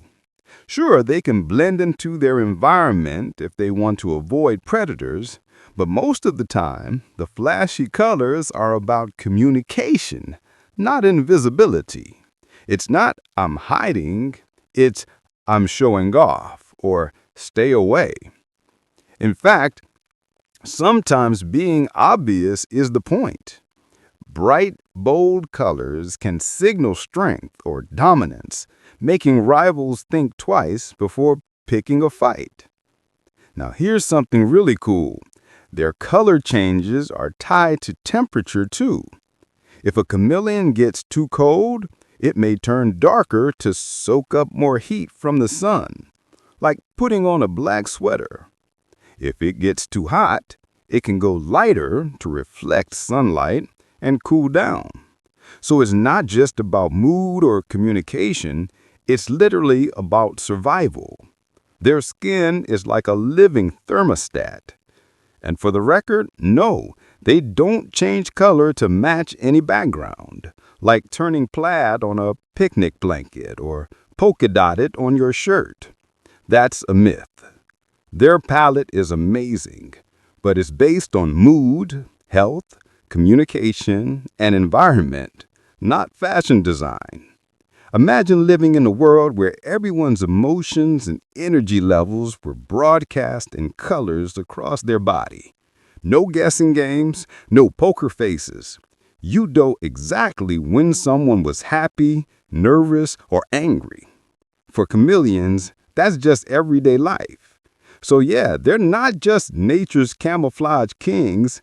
They're nature's living mood boards, showing off their health, stress, temperature, and feelings with a single flash of color. Honestly, it makes human communication look kind of boring by comparison. Sea turtles have built-in GPS. All right, let's talk about one of the coolest navigation systems in the animal kingdom, And no, it's not Google Maps. It's sea turtles. These ancient reptiles have been around for more than 100 million years, and one of the secrets to their success is a superpower that sounds almost magical. They can sense Earth's magnetic field and use it like a built-in GPS. Yep, while we're out here fumbling with phone signals, sea turtles are literally born with satellite-level navigation in their heads. Here's how it works. When baby sea turtles hatch on the beach, they make that famous scramble to the ocean. It's chaotic, it's dangerous, and a lot of them don't make it past the birds and crabs waiting for an easy meal. But for the lucky ones that do survive, something incredible happens. The moment they hit the water, their bodies record the unique magnetic signature of that beach, almost like saving a home address in their memory. Fast forward years later, after traveling thousands of miles across the ocean, these turtles somehow managed to come back to the exact same beach where they were born. Same sand, same shoreline, even after all that time. And they do it by using Earth's magnetic field as their guide. Think of the magnetic field like invisible lines wrapping around the planet. The turtles can detect the slight differences in strength and angle of these lines depending on where they are, and use that information like coordinates. It's like having a compass in your brain, except on expert mode. What's wild is how precise this is. Earth's magnetic field isn't uniform. It varies subtly from place to place. Turtles can pick up on those tiny variations, almost like reading a map that's hidden to the rest of us. To us, beaches all kind of look the same. To a sea turtle, each one has a unique magnetic fingerprint. And that's how they find their way back after years of wandering the open ocean. And let's not underestimate that wandering part. Some species of sea turtles travel tens of thousands of miles in their lifetime. Leatherbacks, for example, cross entire oceans, swimming from tropical beaches to chilly feeding grounds near the Arctic. Yet no matter how far they roam, when it's time to lay eggs, the females somehow return to the very beach where their story began. That's not just instinct. That's an internal navigation system so advanced it makes modern tech look clumsy. Scientists are still figuring out the exact details of how turtles sense magnetism. The leading theories involve tiny magnetic particles in their bodies, or special light-sensitive proteins in their eyes that help them see magnetic fields. Either way, it's proof that nature has solved problems we're still scratching our heads over. Humans are still trying to find reliable brain-to-navigation connections, and turtles have been doing it flawlessly for millions of years. Now let's pause and appreciate how mind-blowing this is. Imagine if you were dropped in the middle of the ocean with no compass, no map, no GPS. You'd be hopelessly lost in about 5 minutes. But a sea turtle? It just shrugs and says, "No problem. I know exactly where I am." It's like they've got an invisible road map painted across the waves. But here's the sad part. Even with this incredible superpower, sea turtles are still struggling because of humans. Light pollution can confuse hatchlings, making them crawl toward city lights instead of the ocean. Beach development erases their nesting spots. And climate change is altering the very magnetic cues they've relied on for millions of years. Their navigation system is flawless, but it can't protect them from us changing the world around them. Still, every time a sea turtle makes that long journey home, it's a reminder of just how much knowledge is coded into the natural world. They don't need technology, compasses, or instructions. They just know. And honestly, that's the kind of wisdom that we can only dream of having. The turtle that pretends to be dead leaves. All right, Picture this. You're walking through a swamp in South America. The water is murky, brown, and filled with floating leaves. You glance down, see what looks like a soggy pile of dead vegetation, and move on without a second thought. But here's the twist. You just walked past one of the weirdest turtles on the planet, the mata turtle. This creature doesn't look like a turtle at all. Forget the smooth, shiny shells you see on cartoons. The mata is nature's master of disguise. Its shell is jagged and ridged like a broken piece of bark. Its skin is wrinkly, flabby, and covered in odd folds that resemble leaves or debris. Even its head is flat and triangular, with the pointy tube-like nose that sticks out like a twig. In short, it looks less like an animal and more like something that washed up during a storm. And that's exactly the point. In the shallow rivers and swamps of the Amazon and Orinoco basins, blending in is survival. The mata's entire life strategy revolves around looking as boring and lifeless as possible. While other turtles rely on speed or shells to protect themselves, this guy just plays dead leaf. It's the ultimate nothing to see here act. Now, you might think, if it's that lazy and camouflaged, how does it eat?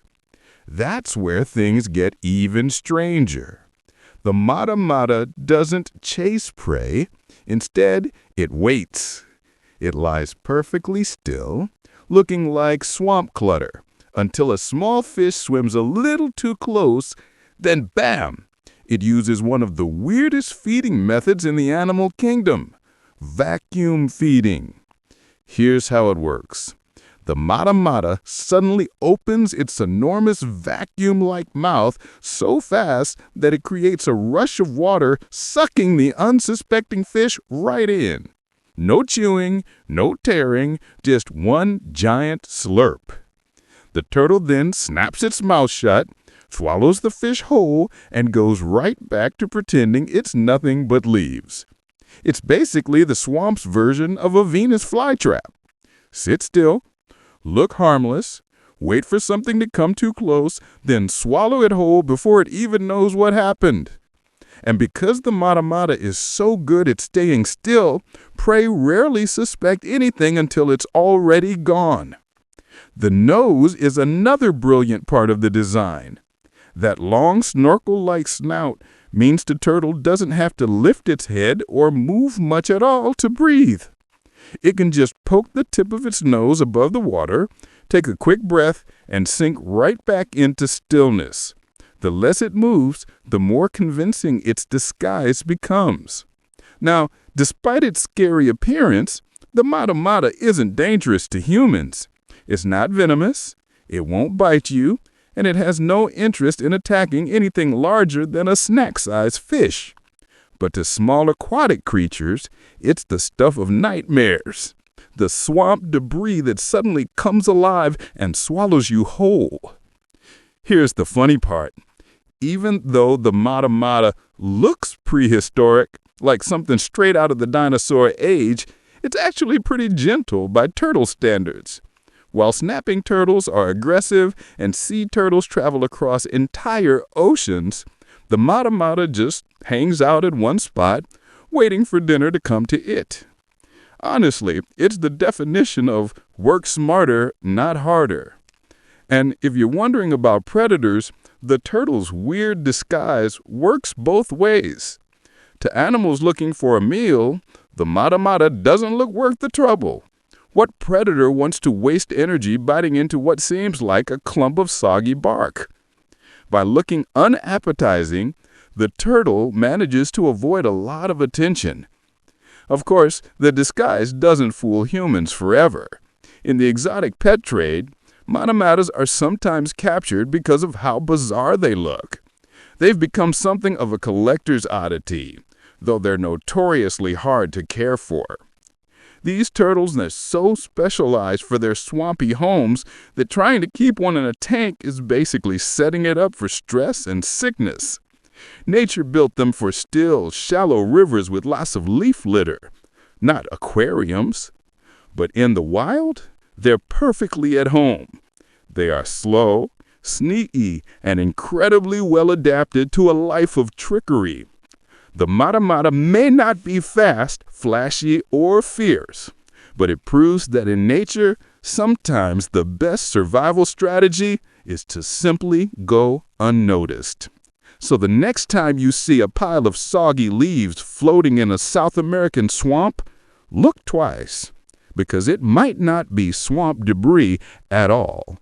It might be one of the strangest turtles on Earth just waiting for its next victim. The sharpshooter fish that spits prey out of the sky. Imagine this. You're standing by a calm river in Southeast Asia, watching little fish swimming under the surface. Nothing unusual, right? Then, splash! You see a jet of water shoot straight out of the river and knock an unsuspecting bug right out of the air. Before you even process what happened, the fish darts up and gobbles the insect down. That wasn't a trick of your eyes. You just witnessed the incredible hunting skill of the archer fish. Now, calling this fish a good shot is putting it lightly. Archer fish are basically the snipers of the animal kingdom. While most fish are busy chasing food that's already in the water, these guys go for the high-risk, high-reward strategy of shooting things above the surface. Bugs, spiders, even small lizards hanging from branches, all fair game. So how do they do it? Archer fish have a special groove in the roof of their mouth and a super flexible tongue. When they snap their gill covers shut and push their tongue upward, the groove forms into a kind of water gun barrel. By timing the squeeze just right, they shoot out a pressurized stream of water, sometimes as long as 6 feet long. That's about the height of an average person. And here's the kicker. They don't just spray wildly. These fish aim. Scientists studying archerfish found that they actually compensate for the way light bends when it passes from water to air, a phenomenon called refraction. Basically, when you look at a bug above the water, it isn't exactly where it appears to be. Most of us know this because when you reach into a pool to grab something, your hand always seems to miss. But the archerfish? It corrects for that distortion in real time. Think about that. A tiny fish with a brain the size of a pea is pulling off ballistic calculations that rival a trained sniper. And their accuracy? It's insane. These fish can hit a moving insect more than 50% of the time, even when it's several feet away. To put that into perspective, if you or I tried to spit at a moving fly across the room, we'd be lucky to hit it once in 100 tries. Archerfish do it like it's Tuesday. But here's where it gets even cooler. Young archerfish aren't born perfect shooters. They actually learn by practice. At first, their water jets are sloppy, weak, and inaccurate, but over time, they refine the angle, the pressure, and the timing until they're consistently nailing their targets. It's one of the few examples in the fish world of trial and error learning. Basically, archerfish go through a target practice phase just like rookie archers at a range. And don't think they only hunt solo. In some cases, groups of archerfish will all fire at the same bug. Imagine being a fly chilling on a branch when suddenly a squad of fish decides your lunch. Even if one misses, another's bound to hit. And once the insect falls, they all rush to snatch it, creating a chaotic little feeding frenzy. Now, I know what you might be thinking. Doesn't this whole strategy waste a ton of energy? I mean, why bother spitting at bugs when you could just eat something already floating in the water? Well, that's the genius of the archerfish. By specializing in a niche food source, bugs that most other fish can't reach, they avoid competition. Sure, it's risky, but when it pays off, they get a high-protein meal that few other fish can touch. Some people even keep archerfish in aquariums. And yes, you can train them to spit on cue. There are videos of archerfish spitting at dangling crickets, toy targets, even human faces. They're so good at aiming that they can learn to spit at symbols or objects they're rewarded for hitting. It's kind of like having a goldfish that doubles as a squirt gun. The behavior is so fascinating that scientists actually study archerfish to learn about animal intelligence and vision. After all, this isn't just instinct, it's precision shooting that requires real-time adjustment and learning.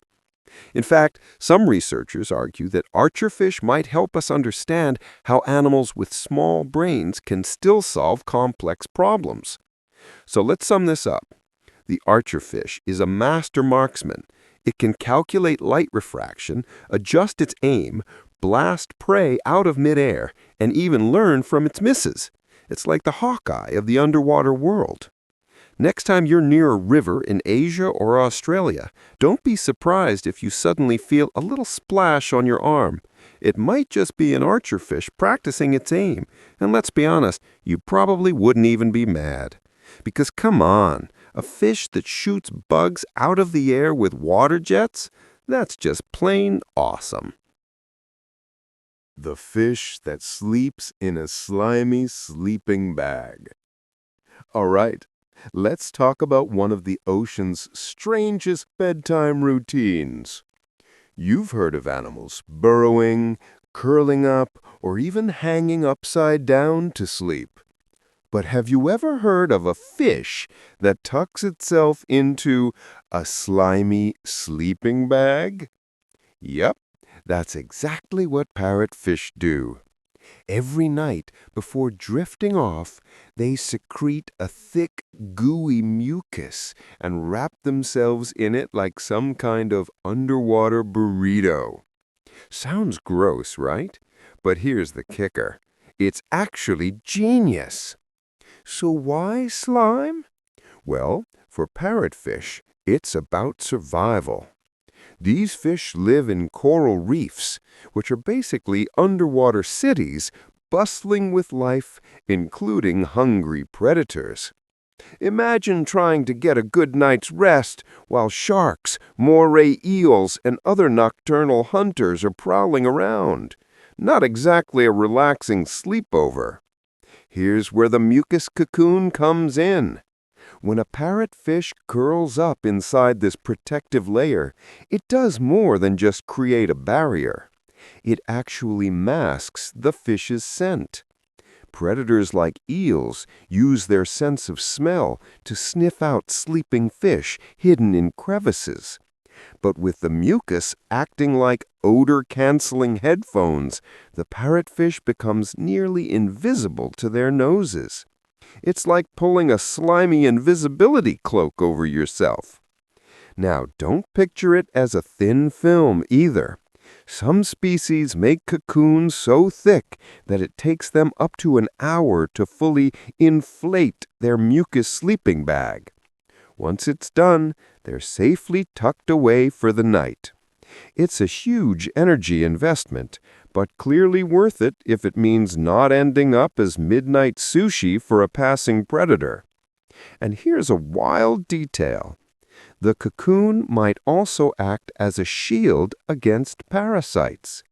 Tiny bloodsuckers called isopods love to latch on to reef fish while they sleep, kind of like underwater mosquitoes. But the mucus layer seems to block them, keeping the parrotfish itch-free until morning. So really, it's a two-in-one deal: predator protection and parasite repellent. Let's also talk about how this looks. If you were to shine a dive light on a reef at night, you'd see these colorful fish suspended in little transparent bubbles of goo. It's both eerie and kind of magical, like the fish are floating in their own jelly globs. Divers often say it looks like they're wrapped in ghostly sleeping bags. Some even compare it to something out of science fiction, like cryogenic pods for space travel. And when the sun rises, the parrotfish simply wriggles out, leaves the slime behind, and goes about its day munching on coral. That's right. This is the same fish that bites off chunks of coral, grinds it up, and eventually poops out sand. Fun fact, much of the white sand on tropical beaches has passed through a parrotfish's digestive system. So yes, technically, you've probably sunbathed on parrotfish poop before. Don't worry, it's green by then. But back to the bedtime slime. Think about how brilliant this strategy is. Instead of spending the night restless, always on alert for danger, the parrotfish has essentially hacked the reef system. You want me, eel? Too bad. You can't even smell me. That's a whole new level of sleeping soundly. And it raises a fun question. What if humans had this ability? Imagine camping in the woods without worrying about mosquitoes because you could secrete a bug-proof cocoon every night. Sure, it would be slimy and a little gross, but let's be honest, if it meant no mosquito bites, a lot of us would probably try it. The mucus trick also highlights just how resourceful reef animals are. In an ecosystem where danger lurks 24/7, survival isn't always about being the fastest or strongest. Sometimes it's about being the slipperiest, stink-proof sleeper in the sea. So next time you're lying in bed, tossing and turning, just remember, somewhere out there, a parrotfish is snoozing peacefully inside its own homemade slime cocoon, completely hidden from predators. Nature's weird, but man, it works. The fish that came back from the dead. Imagine being a scientist in the 1930s. You've spent your whole career studying fossils of a fish that supposedly vanished with the dinosaurs 65 million years ago. This creature, the coelacanth, was considered one of those extinct forever animals, something you'd only see in textbooks or museums. Then, out of nowhere, a fisherman in South Africa hauls one up in his net. A living, breathing coelacanth. Talk about rewriting the history books overnight. This discovery in 1938 was so shocking that it was called the Lazarus fish, named after the biblical figure Lazarus, who came back from the dead. Until that moment, the coelacanth was believed to have gone extinct alongside T-Rex, Triceratops, and all those prehistoric giants. Yet here it was, flopping around in someone's fishing boat, very much alive. So what makes this fish so legendary? First off, it looks like it belongs in a prehistoric movie. Coelacanths are massive, up to 6.5 feet long, weighing nearly 200 pounds. They have thick, scaly armor and weird, fleshy fins that look like stubby legs. These fins are what got scientists so excited because they're not ordinary fins. They're lobed fins, which means they have bones inside that resemble the early structures of arms and legs. In fact, coelacanths are considered a missing link between fish and the first land animals. Think about that. This isn't just some random old fish. It's a living clue to how animals may have crawled out of the water and onto land hundreds of millions of years ago. Looking at a coelacanth is like staring at evolution frozen in time. Now, here's the crazy part. Coelacanths weren't just found once. Since that first rediscovery, more populations have been spotted off the coasts of Africa and Indonesia. That means they weren't a fluke. They'd been hiding in deep-sea caves all along, completely undetected. Turns out they live in very deep waters, sometimes more than 600 feet down, which explains why humans missed them for so long. out of sight, out of mind, for 65 million years. Their lifestyle is as bizarre as their appearance. Coelacanths are slow-moving, kind of lazy hunters. Instead of darting around, they hover using their unique fins, almost like underwater helicopters.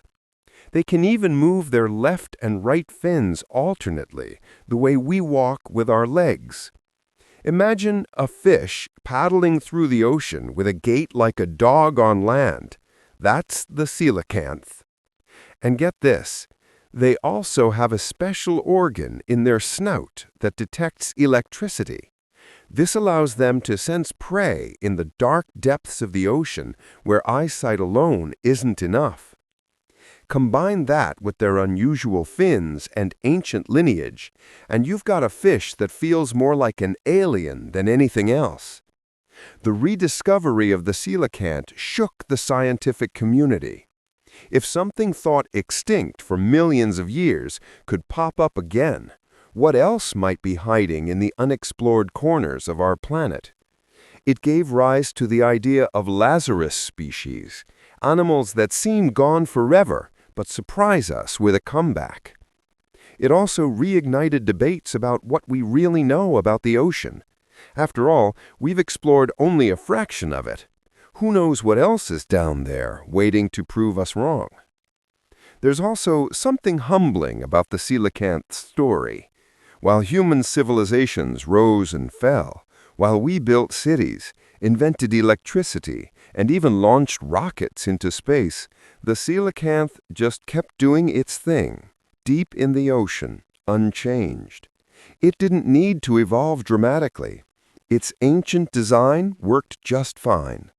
In a way, it's the ultimate survivor. And yet, despite all this resilience, coelacanths are now vulnerable because of who else? Us. Fishing and habitat destruction threaten their small populations. Ironically, after surviving asteroid impacts and the extinction of the dinosaurs, their biggest challenge might be modern humans. Still, every time we see a coelacanth, it's like glimpsing into the past. It's not just a fish, it's a time traveler, a piece of living history that reminds us how little we truly know about our own planet. So, the next time someone tells you dinosaurs are all gone, you can say, well, not exactly. There's a fish out there that's been swimming since their time, and it's still here. The sharks that glow in the dark. When you picture a shark, what comes to mind? Big, scary teeth, gray skin, maybe the Jaws theme playing in the background? Well, here's something you probably didn't imagine. A shark that glows in the dark. Yep, some species of shark are bioluminescent, meaning their bodies can literally light up like underwater lanterns. Now, let's clear this up right away.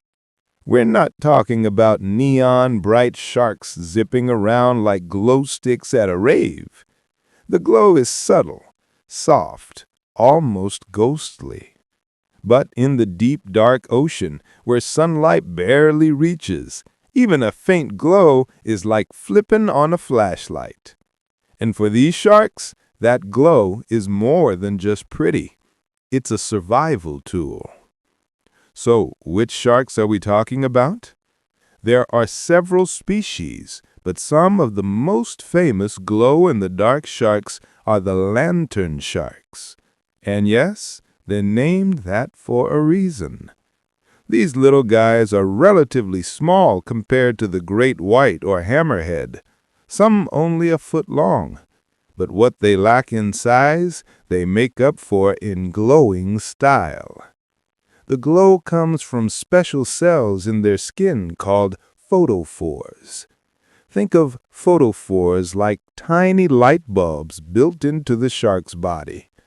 By triggering chemical reactions inside these cells, the shark can produce a soft greenish or bluish light. And here's the cool part. they can control it. It's not just random glowing. They can decide when to shine and when to go dark, depending on what they need. Now, you might be wondering, why on earth would a shark want to go? Wouldn't that make them easier to spot? Not quite. In the deep sea, glowing actually helps them hide. Sounds backward, right? But here's how it works. When you're swimming in the ocean depths, light comes from above, if there's any at all. Fish and predators below you can see your silhouette against the faint light from the surface. To avoid being spotted, some animals use a trick called counter-illumination. Basically, they glow on their undersides to match the light filtering down from above, erasing their outline. It's like the ultimate camouflage. Lantern sharks use their glowing bellies to disappear into the faint background light, making them almost invisible to predators lurking below. But that's not the only use. The glow can also attract prey. Imagine being a little fish or squid in the pitch-black ocean. You see a faint glow drifting toward you, looking like a harmless patch of light. Next thing you know, bam! Your dinner. The glowing skin acts like a lure, tricking other creatures into getting too close. There's also evidence that some glowing sharks might use light to communicate with each other. Different species and even different individuals may have unique glow patterns, like Morse code flashing across their bodies. When you live in a dark world, being able to send glowing signals might be the shark version of texting. Hey, I'm over here. Or, back off, this is my hunting ground. And then there's the freakiest one, the cookie-cutter shark. This small shark, about the size of a loaf of bread, also glows. It uses its glowing underside to hide, just like lantern sharks. But here's the twist. It has a dark, non-glowing collar right below its head. To predators, this glowing body with a dark spot might look like a smaller fish. Larger predators swim in to take a bite, thinking they're about to score an easy meal. Instead, the cookie-cutter shark strikes back. With its round, razor-sharp mouth, it bites a perfect cookie-shaped chunk out of the predator's flesh and swims away. Sneaky and kind of horrifying. The fact that sharks glow at all is a reminder of how little we know about the ocean. Bioluminescence is common in deep-sea creatures like jellyfish and squid. But seeing it in sharks, animals we normally think of as purely tough physical hunters, adds a whole new layer of mystery. And here's something mind-blowing. Scientists only recently confirmed the largest glowing shark, the kite-fin shark, which can grow up to 6 feet long. For years, people didn't believe sharks of that size could be bioluminescent. Then, researchers filmed one glowing like a giant, eerie lantern in the dark depths off New Zealand. It was one of those, wow, nature still has surprises up its sleeve moments. So the next time you imagine sharks, don't just picture the gray torpedo shape with teeth. Picture them drifting silently through the deep sea, glowing softly, almost like ghosts. Sharks aren't just predators, they're secret light bearers of the ocean. Creepy? A little. Beautiful? Absolutely. Mudskippers can walk on land and breathe through their skin. All right, let's dive into this one. Mudskippers, the little fish that refuse to play by the rules. When you picture a fish, you're probably thinking of gills, water, fins, and the whole swimming around aimlessly deal. But mudskippers, they took one look at the traditional fish lifestyle and said, "Nah, we're good. We're moving on to land." And they did just that. These guys can literally walk on mudflats, dragging themselves with their fins like awkward little hands. It's like a fish cosplaying as a salamander. So how do they pull this off without suffocating? Here's the trick. Mudskippers can breathe through their skin and the lining of their mouth and throat, but only if they stay damp. Think of it like their skin doubles as a backup set of lungs, but it dries out fast. That's why you'll never see them strolling across a desert. They stick to wet mudflats, mangroves, and tidal zones where they can keep their skin moist. Basically, they've hacked the fish code and installed a land beta version, but it only runs if the surface stays damp. Now, let's talk about how weirdly bold these little amphibious fish are. Unlike most fish that dart away if you so much as tap the water, mudskippers actually come out of the water to hang out on land. They sunbathe on mud, stake out territory, and even fight each other like tiny wrestlers, using their big mouths to push rivals around. Picture two slimy, bug-eyed fish shoving each other like sumo wrestlers on a wet clay mat. It's equal parts ridiculous and fascinating. But their best party trick? Those fins they use to walk. They don't exactly stroll gracefully, but more like hop, push, and flop across the mud. It's clumsy, but it gets the job done. Some species can even leap pretty high for their size, a surprising move from something that looks like it should be gasping for breath the second it leaves water. It's like watching nature run a weird experiment, halfway between fish and frog. Here's another fun fact. Mudskippers have these giant, bulging eyes perched on top of their heads, almost like a cartoon character. And they can move each eye independently, scanning for predators, prey, or potential mates. Imagine having one eye keeping tabs on your lunch while the other checks if someone's trying to steal your wallet. That's mudskipper vision. Plus, they can actually retract their eyes into sockets to moisten them, kind of like dipping eyeballs into a built-in pool. Gross, maybe. Genius, definitely. And because life in the tidal zone is unpredictable, sometimes underwater, sometimes exposed, mudskippers have adapted in ways that sound straight up sci-fi. They dig burrows in the mud, which serve as safe spots to hide from predators, and as little survival chambers when the tide goes out. But here's the clever bit. They'll actually gulp air, carry it into the burrow, and store it there. Yep, they're fish that make their own air pockets underground. Imagine you're trapped underwater and just whip out your own DIY oxygen bubble. Mudskippers figured that out millions of years ago. Of course, the real kicker is how they've blurred the line between two worlds. Fish belong in water, amphibians belong on land and water, but mudskippers just strut right down the middle like rules don't apply to me. It's the kind of creature that makes scientists rethink where fish ends and land animal begins. In a way, they're living fossils, giving us a sneak peek into what early creatures might have looked like when life first crawled out of the sea onto dry land hundreds of millions of years ago. Except mudskippers aren't fossils. They're doing this now, alive and thriving in muddy tidal flats across Africa and Asia, and honestly, there's something kind of admirable about them. Most animals evolved to fit neatly into one world or the other, but mudskippers, they took the risk of splitting their bets. Water? Yeah, I still need that.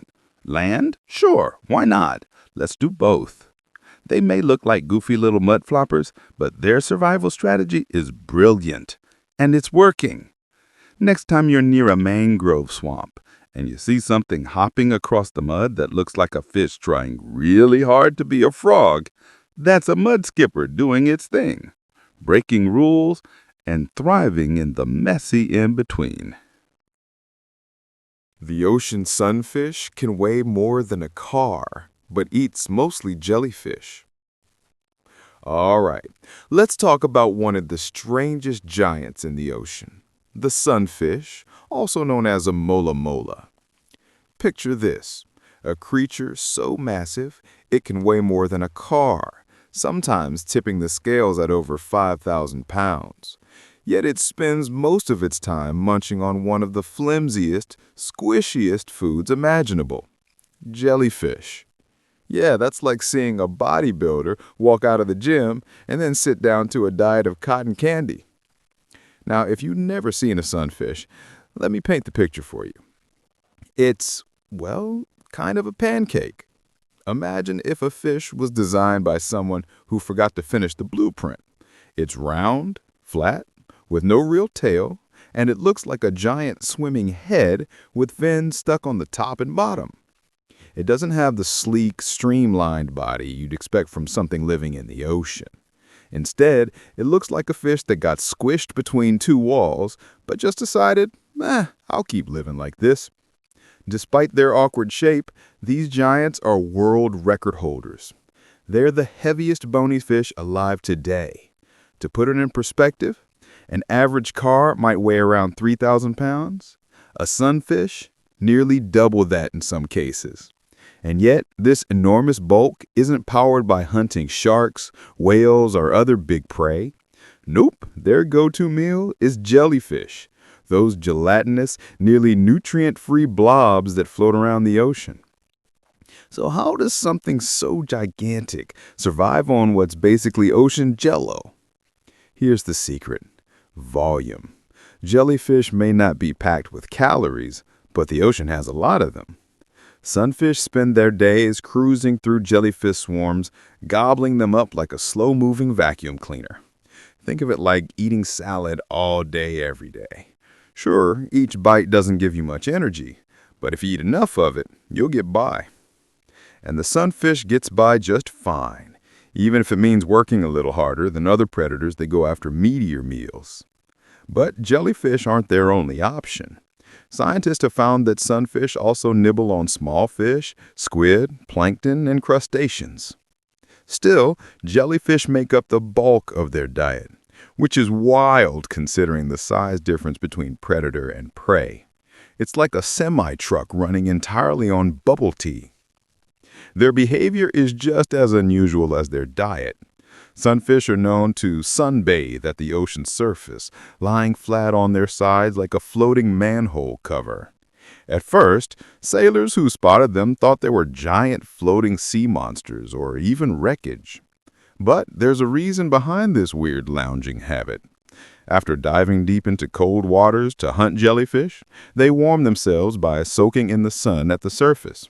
Birds even land on them to pick off parasites, like a built-in spa treatment. So while it looks goofy, it's actually a clever survival trick. And despite their massive size, sunfish are gentle giants. They don't have sharp teeth or scary hunting tactics.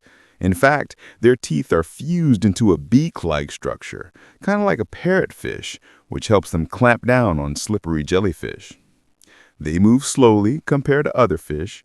Their giant fins flap lazily like wings, but what they lack in speed, they make up for in sheer size.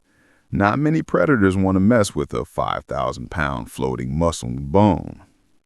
Here's something mind-blowing. A single female sunfish can produce up to 300 million eggs in one spawning season, which is more than any other known vertebrate. Most of those eggs don't survive to adulthood, but the few that do can grow from a tiny speck to the size of a small car. That's a heck of a growth spurt. Imagine being born the size of a grain of rice and then bulking up into a 5,000-pound monster. If humans had that kind of growth rate, we'd be the size of skyscrapers. And while they're huge, they're not exactly rare. Sunfish live in oceans all over the world, mostly in warm and temperate waters. Divers often describe encounters with him as almost surreal. These massive, oddly shaped fish just drifting by, flapping slowly, with big blink eyes that seem to say, "Yeah, I know I look weird. Deal with it." So, the ocean sunfish is living proof that in nature, making sense is optional. It's gigantic but fragile looking, clumsy but successful, and it snacks on jellyfish like it's fine dining. And maybe that's why people find them so fascinating. They're one of those animals that makes you realize evolution doesn't always aim for elegance. Sometimes it just spits out something ridiculous that somehow works. Cleaner wrasse fish recognize themselves in mirrors, rare for non-mammals. All right, let's dive into one of the most surprising discoveries in the underwater world. The tiny cleaner wrasse fish, a creature that's only a few inches long, but managed to shock scientists by passing a test usually reserved for some of the smartest animals on the planet. So, you've probably heard of the mirror test, right? It's a classic way scientists figure out if an animal is self-aware. The idea is simple. Put a mirror in front of the animal and see if it realizes that the reflection is itself and not just another creature. Humans pass it. Great apes like chimpanzees and orangutans pass it. Dolphins, elephants, and even some birds like magpies pass it too. But fish? Nobody expected them to. Enter the cleaner wrasse. This little reef fish has a pretty unique job in the ocean. It sets up what's basically an underwater car wash station. Bigger fish, even predators, will line up and let the wrasse swim over their bodies, picking off parasites, dead skin, and little bits of food stuck in their mouths. It's like a spa day. The big fish get cleaned, and the wrasse gets dinner.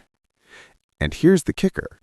They're so trusted in this role that big predators like groupers and moray eels won't eat them. Imagine walking into a lion's mouth and walking back out without a scratch. That's the wrasse's daily routine.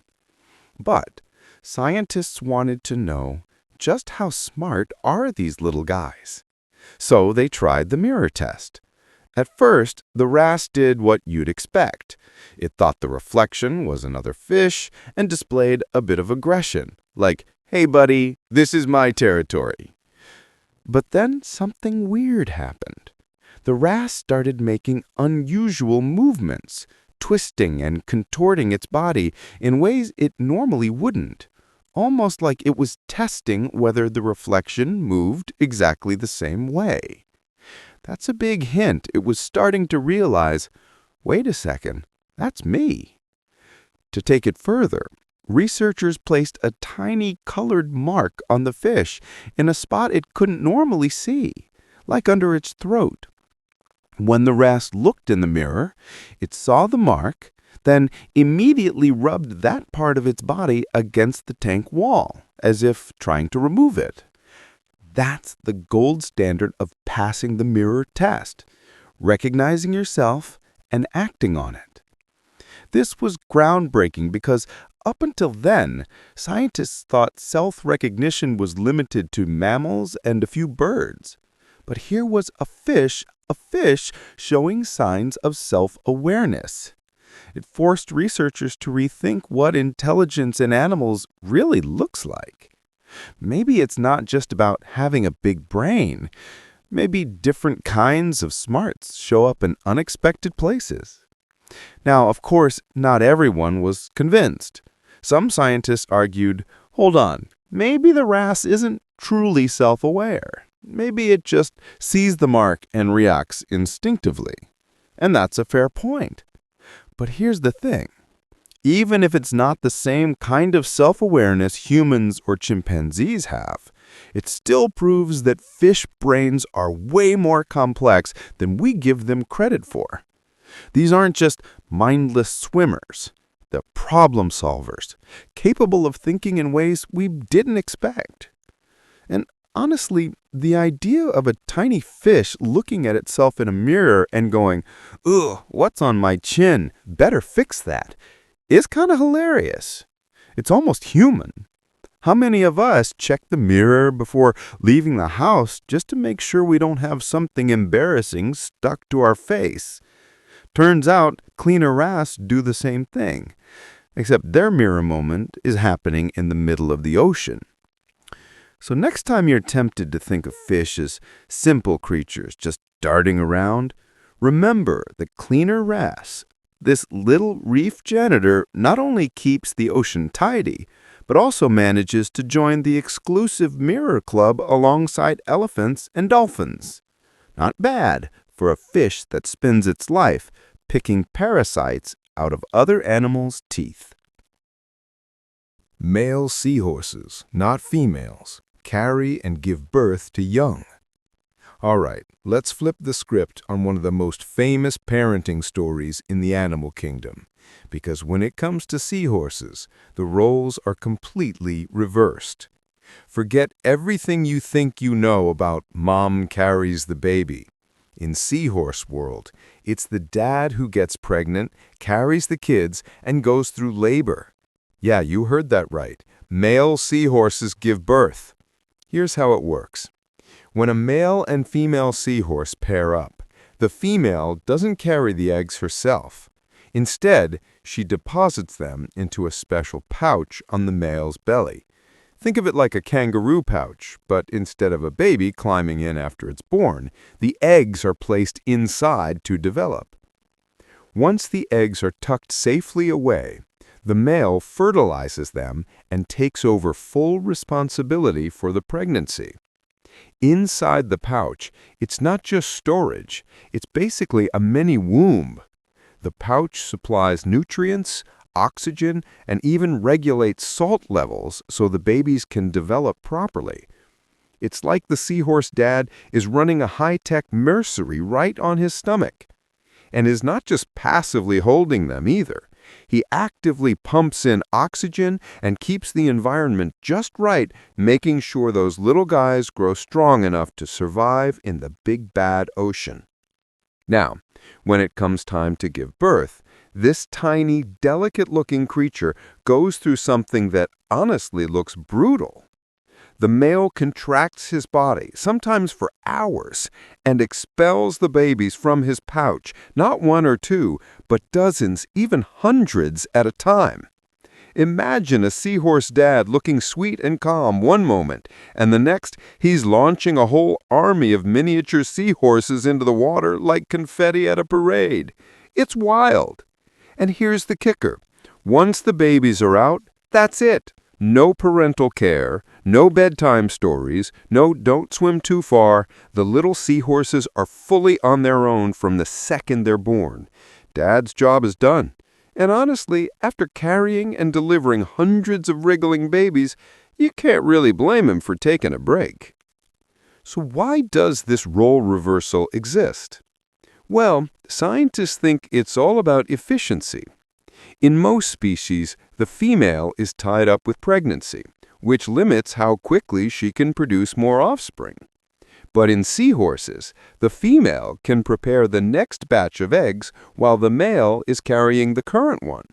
As soon as he gives birth, she's ready to deposit new eggs, and boom, the cycle continues. It's a teamwork hack that lets them produce more offspring overall. And let's be honest, it's kind of refreshing to see the males doing the hard work for once. In most of the animal kingdom, the males strut around, show off, maybe compete for mates, and then leave the females to do the heavy lifting of carrying and raising young. But seahorses, the guys are in the delivery room, gritting their teeth through contractions and pushing out hundreds of kids, while mom just kind of cheers from the sidelines. It also makes for one of the most memorable scenes in nature documentaries. You'll see this tiny, graceful seahorse clinging to a piece of coral. Then suddenly, his body starts pulsing, and out come wave after wave of baby seahorses, each one perfectly formed, but no bigger than a grain of rice.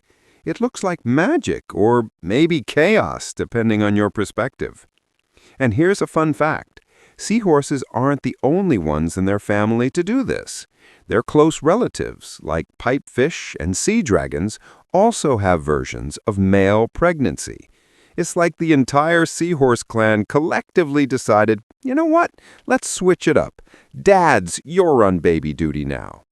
So, male seahorses giving birth isn't just a weird quirk. It's one of the rare cases in nature where the traditional gender roles of reproduction are completely flipped. And honestly, it makes you wonder, what if humans work this way? Imagine dads walking around with baby bumps, comparing due dates and swapping labor stories. Seahorses make it seem totally normal. The Greenland shark can live for more than 400 years. All right, buckle up, because we're about to meet the ultimate old man of the animal kingdom, the Greenland shark. This thing doesn't just outlive humans, it doesn't just outlive countries. It outlives entire empires. We're talking about a shark that can live for over 400 years. Yeah, while you and I are stressing over birthdays, this shark is like, oh, I remember the 1600s. Good times. Let's put that into perspective. Some Greenland sharks swimming around right now were born before the United States even existed. Some of them were alive when Shakespeare was still writing plays. A few of them may have been teenagers when the Taj Mahal was being built. It's like the Methuselah of the ocean, ancient, slow, and just chilling while history flies by. So how does a shark manage to live that long? Well, part of the secret is their lifestyle. Greenland sharks live way up in the cold waters of the Arctic and North Atlantic. Cold water slows everything down, including metabolism, which means they burn energy really slowly. Imagine living your life in slow motion, eating slowly, growing slowly, aging slowly. That's the Greenland shark. They don't even reach maturity until around 150 years old. Think about that. Most of us are long gone before this shark even hits adulthood. And get this, these sharks aren't exactly zipping around like great whites. They're sluggish, kind of like the sloths of the sea. Their top speed is about 1.5 miles per hour. That's slower than most people walk. Yet somehow they're still predators. Scientists have found seals in their stomachs. How does a shark moving that slowly catch a seal? Do the seals just not notice? Are the sharks sneakier than they look? Or maybe the seals were just having a bad day. Either way, it works for them. Another weird detail. Their flesh is toxic if you eat it fresh. It's loaded with compounds that can make you super sick, almost like being drunk. But in Greenland and Iceland, people figured out a way around this centuries ago. They ferment the shark meat underground for months until it's safe to eat, then serve it up as a traditional dish called hakkarl. Anthony Bourdain once described it as the single worst, most disgusting, and terrible tasting thing he had ever eaten. So yeah, respect to the locals for even trying it. Now, the way scientists figured out the shark's insane age is kind of cool. You can't count rings on shark teeth or bones like you can with trees. Instead, they used radiocarbon dating on the proteins in the shark's eyes. The oldest one they tested was estimated at about 392 years old, give or take a few decades, which means there are probably individuals out there today pushing past 400, maybe even older. And here's the fun mental image. A Greenland shark swimming right now might have been alive when pirates were sailing the Caribbean, when Galileo was pointing his telescope at the stars, or when the plague was still sweeping through Europe. This shark has literally seen it all, if only it had a diary. But what's the Greenland shark doing with all this extra time on Earth? Honestly, not much. It just swims around slowly, eats whatever it can, and vibes in the icy darkness. It's not flashy, it's not terrifying like a great white, It's just an old, slow, nearly immortal shark minding its own business. And maybe that's the real secret.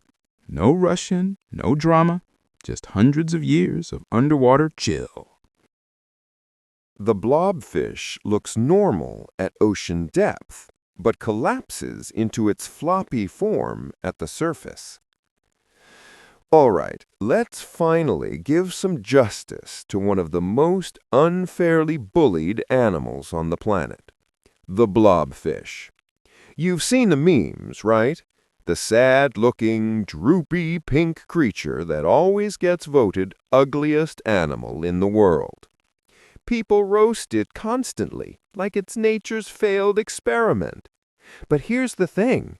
That sad blob you're laughing at, that's not what the blobfish actually looks like. At its home, way, way down in the deep sea, the blobfish looks, well, normal.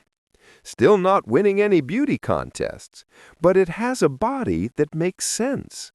It has firm flesh, fins, and features like any other fish.